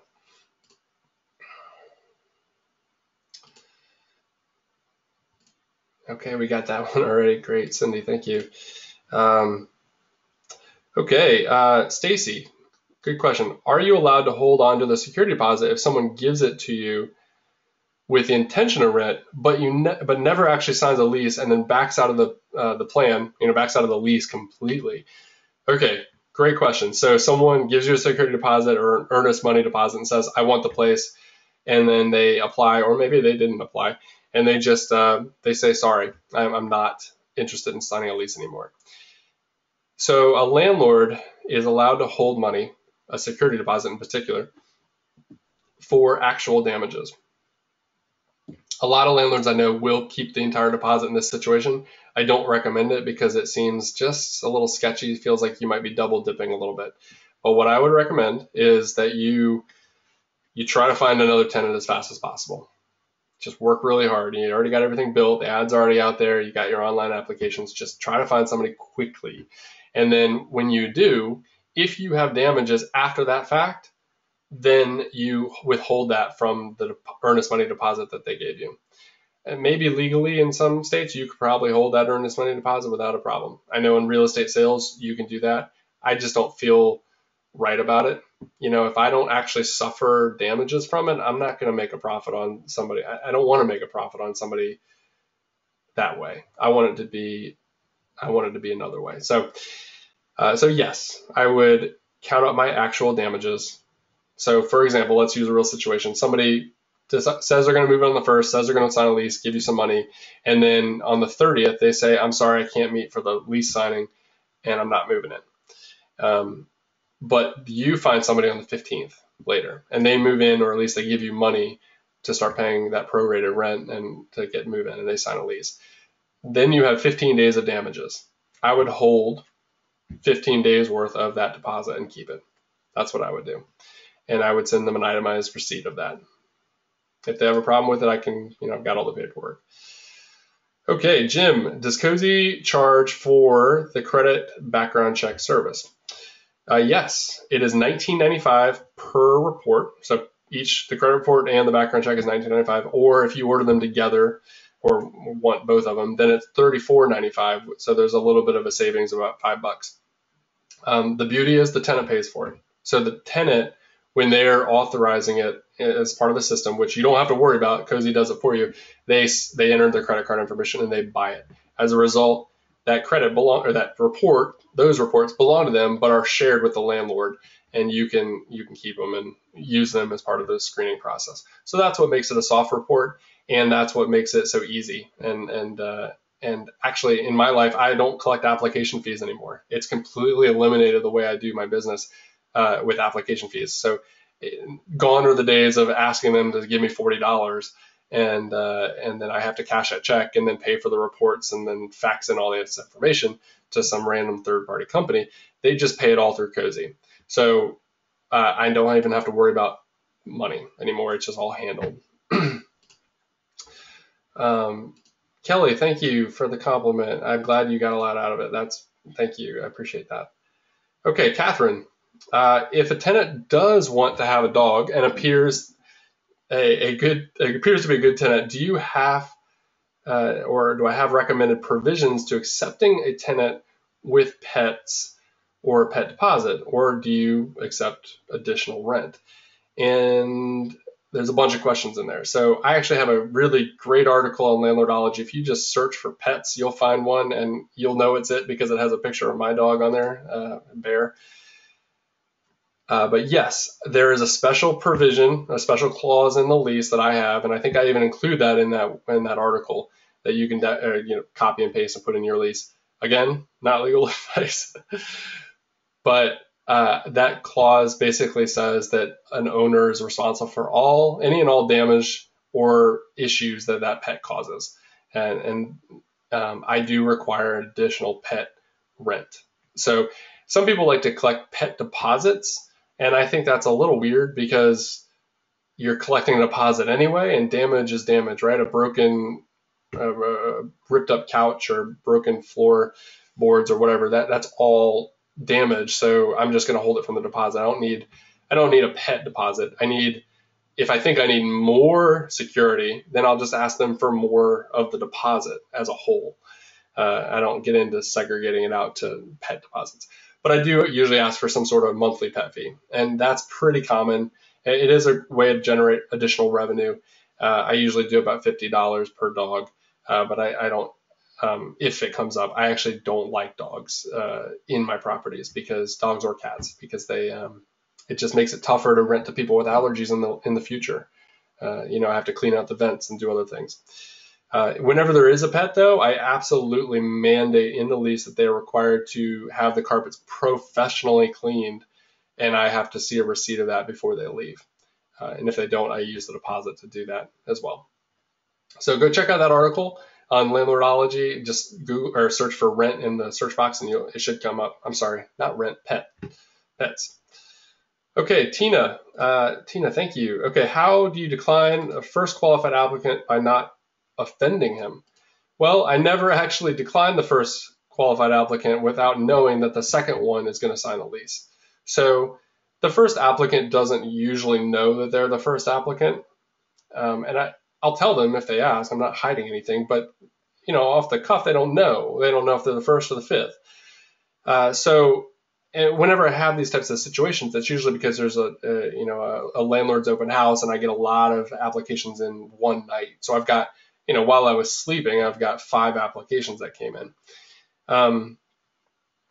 So I'll usually go to the one that I want to be my tenant, and I'll give them an offer. And if they can, if they say okay, then I've got their security deposit. Hopefully they've already given it to me by then. And that's the collateral for the damage if they back out.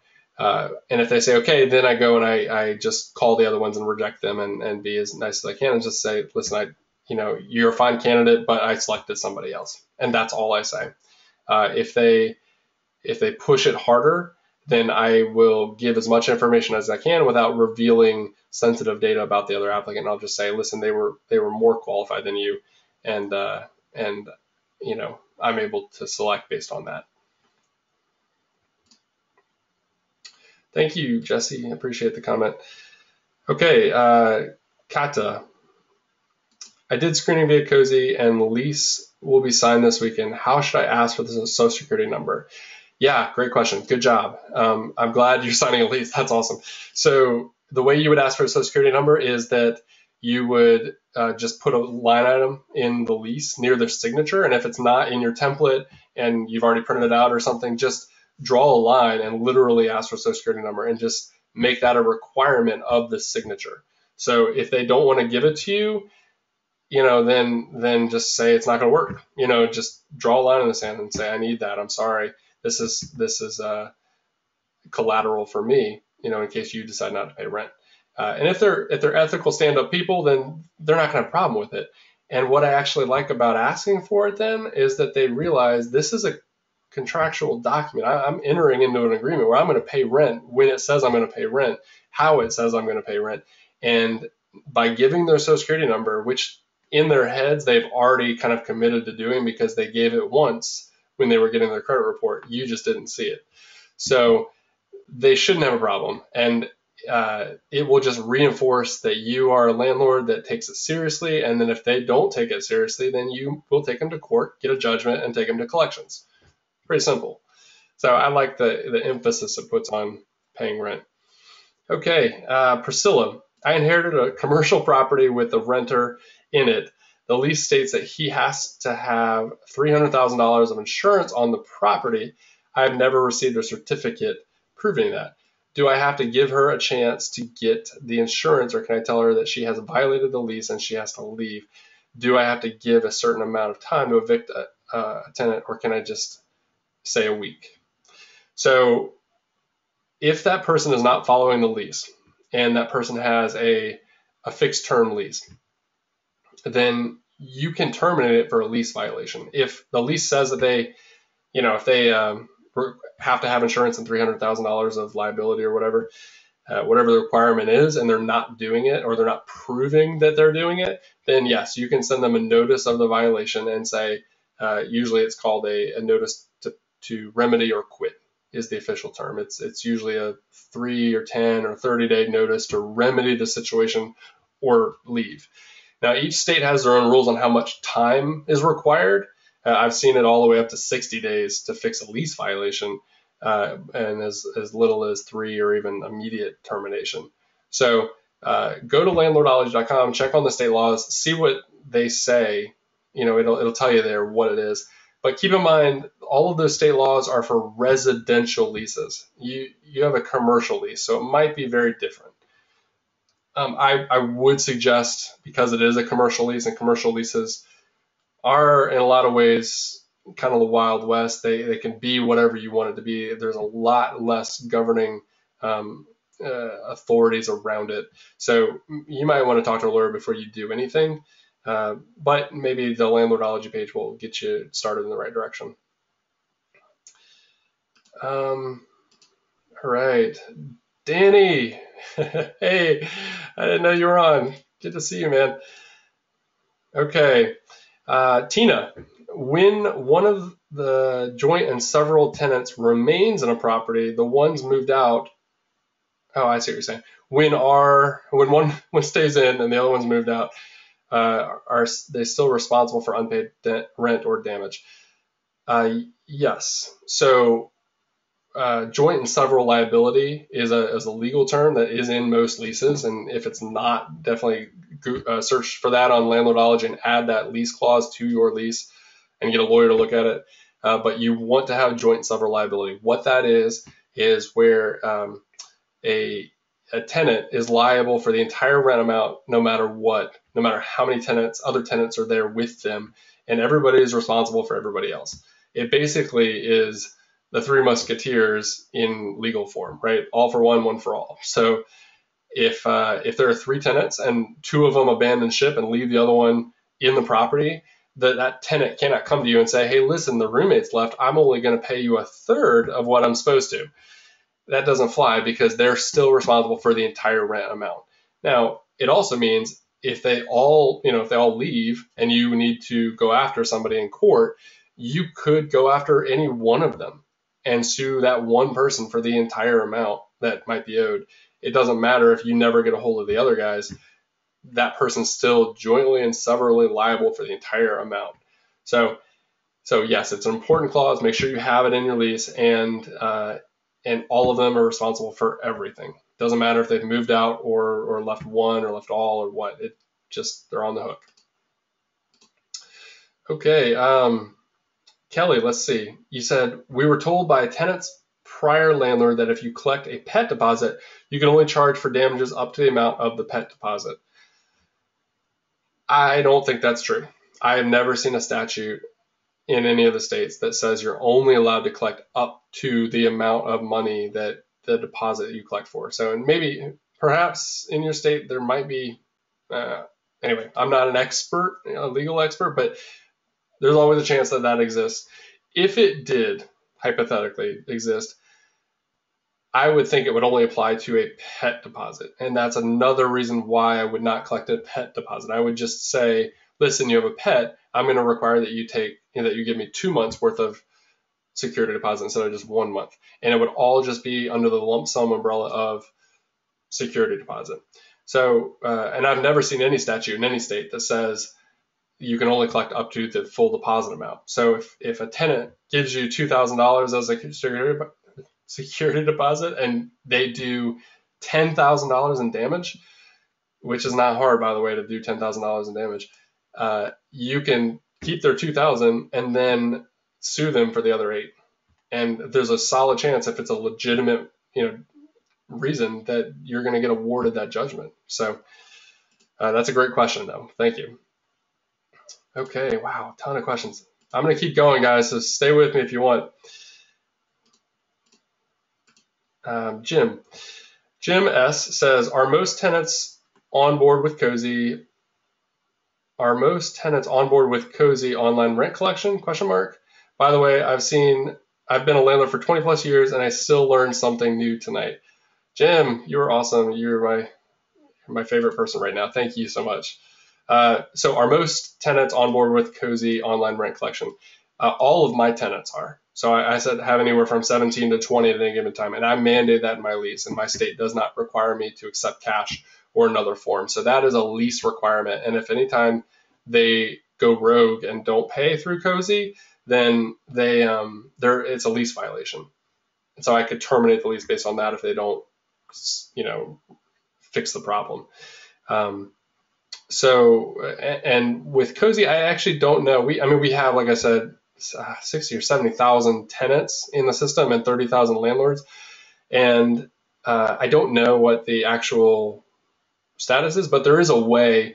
If you as a landlord didn't want all your tenants to pay through Cozy, they wouldn't necessarily have to. So they could pay offline, and you could enter that as a charge, while maybe 2 of them pay through Cozy, and then 1 of them wants to send you a check still and loves to issue stamps or something. Then you could add that into the lease and track that in the ledger. So it's really easy to do, and it's a way for you to take income from all different places if you needed to, and still track it in Cozy and still use the tools that are there, and they're free. So Cozy actually just had a huge update this week, and it is fantastic. I've been playing with it, and I'm just in love with what they did with the lease ledger. All right, so Jesse. Oh, good one. Okay. If I have a no pets policy and the prospective tenant says that he has a service dog, hence a blind helper, then do I have to accept that tenant with the dog if he otherwise qualifies? Are there any federal housing laws that talk about that? So a service dog is not a pet. I just want to make that clear. A certified service dog is not an animal, or it is an animal, but it's not a pet. And you cannot treat it any differently than you would someone who doesn't have it. Service dogs are protected, or any person with a service dog is protected because they have a disability and they need that dog to function like normal, or as any other person would, I should say. And that service dog, you can't charge a pet deposit, you can't charge pet rent, you can't do anything else that would penalize that tenant for having that service dog. Now, with that said, that tenant is still responsible for any damage that dog causes, but you can't disqualify them for that. You have to allow service dogs in properties that have no pet policies. It's just, that's the law. So again, not a lawyer. I've said that like 5 times. So check with your lawyer, but I'm 99.9% sure that's exactly the law because I read it 2 days ago.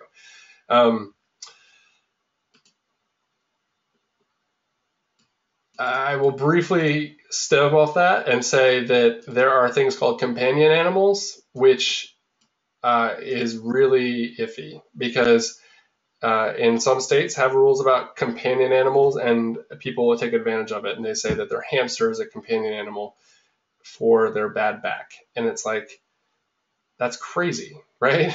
It makes them feel better because their back hurts. And it's like, well, now you're just taking advantage of the situation because you want my house and I don't allow pets. But a companion animal doesn't need to be certified. So what I do is I ask for a doctor's note. Again, I am not 100% sure about what the laws are about companion animals nationwide, but service dog, a certified service dog is a no-brainer. Just treat it like you would any other applicant, and you can't deny them based on that animal. But companion animals, depending on your state, you might be able to reject somebody who just has a doctor's note that's written on a napkin, because they say it's a companion animal. That's ridiculous. But, consider it yourself. Do you think that person's going to take you to court over it and hire a high-priced attorney and fight you? Maybe. So at your own risk, I guess. Okay, Jennifer, do I rent to Section 8 people? I have never rented to Section 8 people. It's not because I haven't been given the opportunity. I've never had someone from a Section 8 program come in. In my state, Section 8 participation is not required by the housing authority. Landlords do not have to accept Section 8 housing vouchers or tenants who get their money from Section 8 housing programs. But in some states, like I believe Oregon, you do. And in California, you cannot discriminate upon where the income is coming from, where the source of income is. So, whether a tenant is getting his money from his job or his grandma or Section 8, it doesn't matter as long as he's actually getting that income and can give it to you. But in my state, it's not. So I've never dealt with anyone in the Section 8 program. I've heard good things from landlords and bad things. And, when that day comes, I will deal with it. And I'll just evaluate them like I do every other applicant and go through that 9-step process. So, okay. Thanks, you guys. Oh, wow. Okay. That's awesome. Kata, I'm sorry if I butchered your name. You asked, do I have to store my tenant's documents that contain social security numbers in a locker and fireproof cabinet? I would recommend storing them in a place that you can vouch and say that is very secure. Again, every state is a little different on how they have storage requirements for that. But if you have personally identifying information about your tenants, something that could be used to steal their identity, then you better safeguard that. That could be a fire safe, fire or not. I think it just needs to be some sort of system, cabinet, or a locked safe or something that can lock, and then the door to that room needs to be able to lock too. So if you don't have an office, like a commercial office, and you just are doing this out of your house, make sure you invest in that information or invest in that security, because you don't want that kind of lawsuit coming back on you and being at fault for all of that. Because when somebody tries to burglarize a house, they're looking for stuff like that. I would actually just stop collecting social security numbers if I were you. I mean, seriously, I know you guys know I work for Cozy. It's really fantastic. Even if I didn't, I would be on this webinar preaching it to the hilltops, and just, it's really great. And it has reduced the risk that I have had to undertake as a landlord. Okay. Jim, what are your thoughts about renting to Section 8 or subsidized tenants? I think I just talked about that. I've never had to do it, but my thoughts on it are that there's a bad stereotype that goes with Section 8 tenants. And I think that landlords should not use the stereotype against them, but just evaluate tenants like you normally would. If they are bad tenants and they've damaged property, or they've been kicked out or had problems paying their portion of that Section 8 compensation, then that'll show up. You just call the last landlord and you can deny them based on that. It doesn't have to do anything with the fact that it's Section 8. So you can actually accept Section 8 vouchers still using Cozy, which is kind of weird because it's an online rent payment system, and most Section 8 county departments send checks, or maybe they do direct deposit. But you can record those offline payments in Cozy and still keep track of the lease very well. So that's a nice perk. Nanette says, can you require paperwork to verify that a service dog is actually a certified service dog? Nationwide, I don't know. Statewide, I know it varies state to state. For me, when I've ever had to do that, I always do ask. I say, show me that certification. It may be different in your state, and whether that's okay. I think it's just wrong when somebody says, I have a disability, but I'm not going to prove it. So I can buy a vest for a dog on Amazon for $10, and it says service dog on it. I mean, we've talked about using that as a Halloween costume for our dog. So, but it didn't sit right with me about doing that. So, but anybody can do it. So don't just think it looks like a dog, or a service dog, so it is a service dog. I would require it, but I would also check with a local attorney to see exactly what your state requires. Some states don't let you ask, so I will say that. Okay, Jesse, again, can you legally refuse cash as a rent payment and require it to be paid online or through direct deposit? Yes.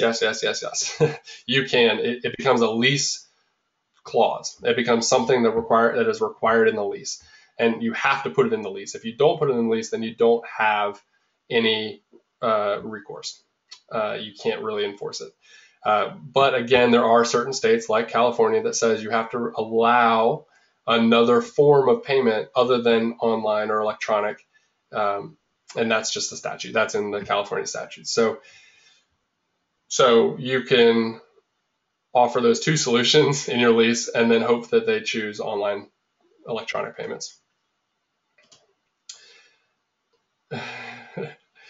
Downtown Cindy Brown. Oh gosh, good to hear from you. One of our guests is a friend of mine from elementary school. Oh, so good to see you, Cindy. Okay, or hear you or see you. Thank you. All right, so we have a few more. I'm going to go through about 15 more if anybody wants to stick around. Some of these might have already been answered by the presentation, but if you have other questions, I'm going to show them now. All right, you go ahead and keep typing them in, and I'll go through them in a second. All right, so you should be able to see my spreadsheet. These are questions I got earlier today. Nancy from Idaho says, is there any information that you can share now or look up through the app about wish to get a house rented for the weekend?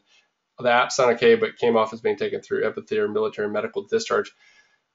Left a mess inside and out. I'm not even sure what the question is. I'm sorry, Nancy.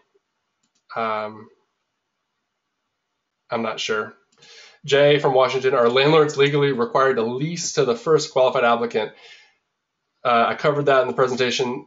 Generally, no, but it is a best practice. And please, if anyone is hearing this and can correct me with a legal statute or an attorney, let me know.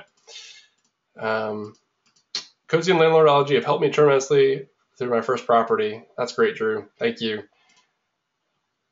How difficult is it to keep up with repairs in a multifamily rental to Section 8 in Washington, D.C.? Is it worth it?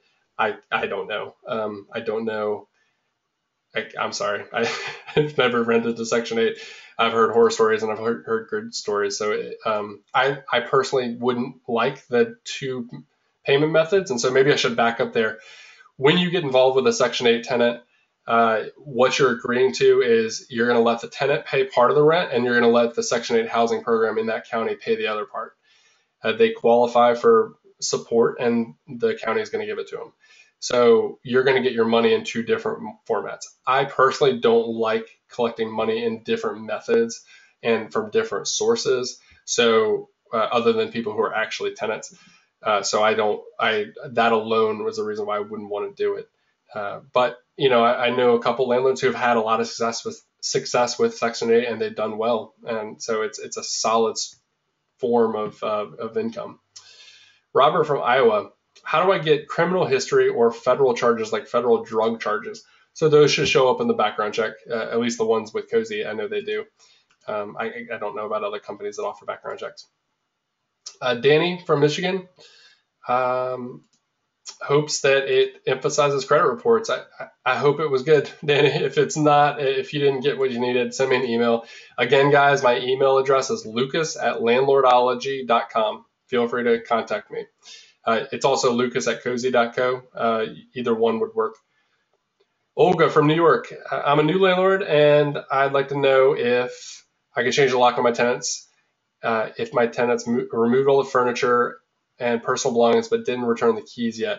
Also, do I have to return the security deposit if they're evicted for the breach of agreement?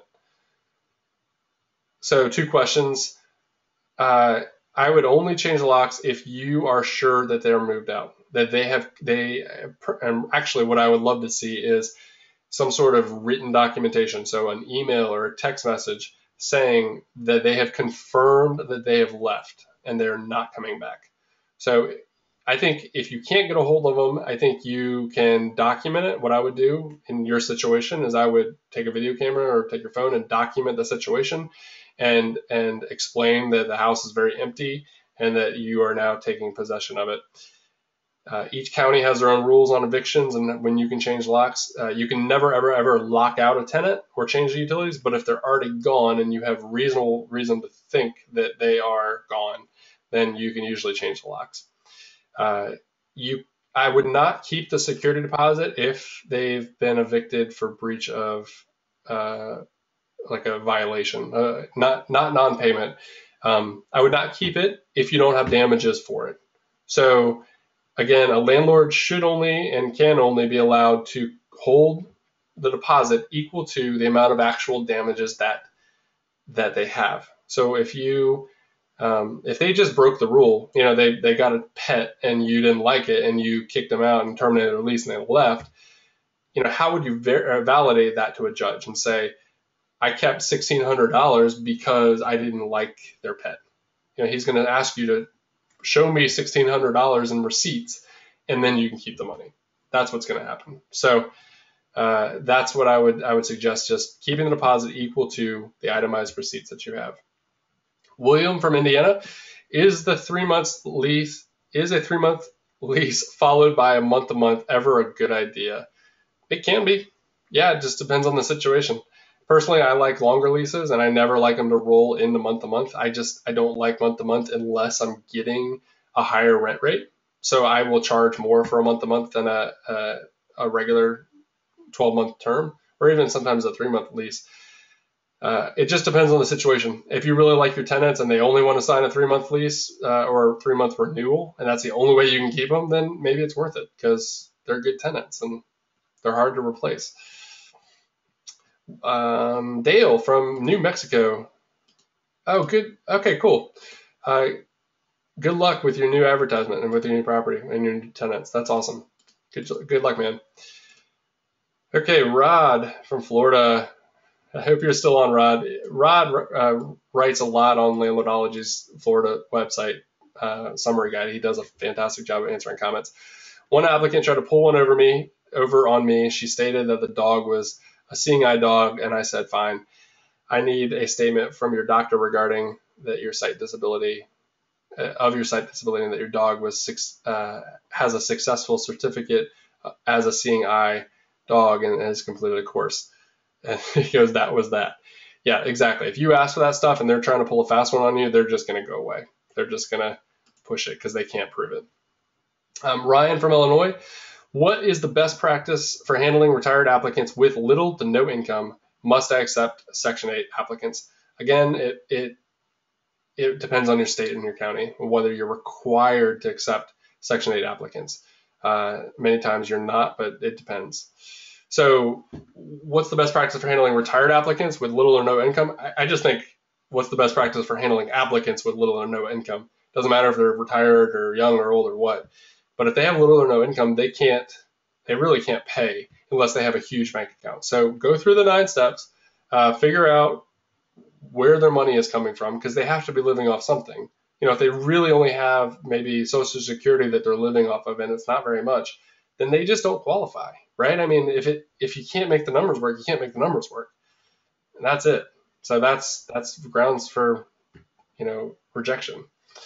Darlene from Arizona, what is a good online resource, free resource, to obtain background checks on potential renters? I will say Cozy. So go check that out, cozy.co. Marilyn from Texas, what is the state law when reviewing your lease on the time limit? Renewing your lease on the time limit can go up on your rent.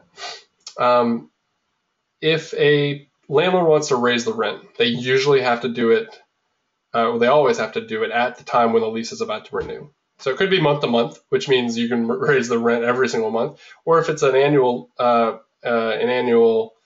renewal or 3-month renewal, you have to do it at that time.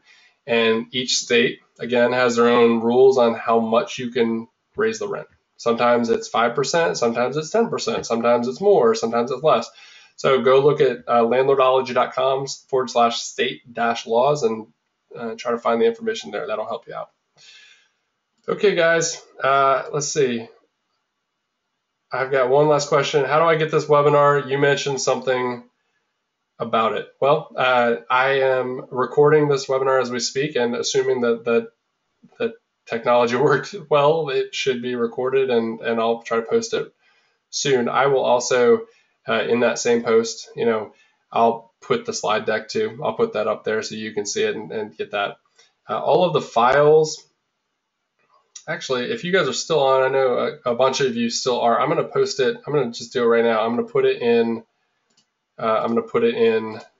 the GoToWebinar control panel right now.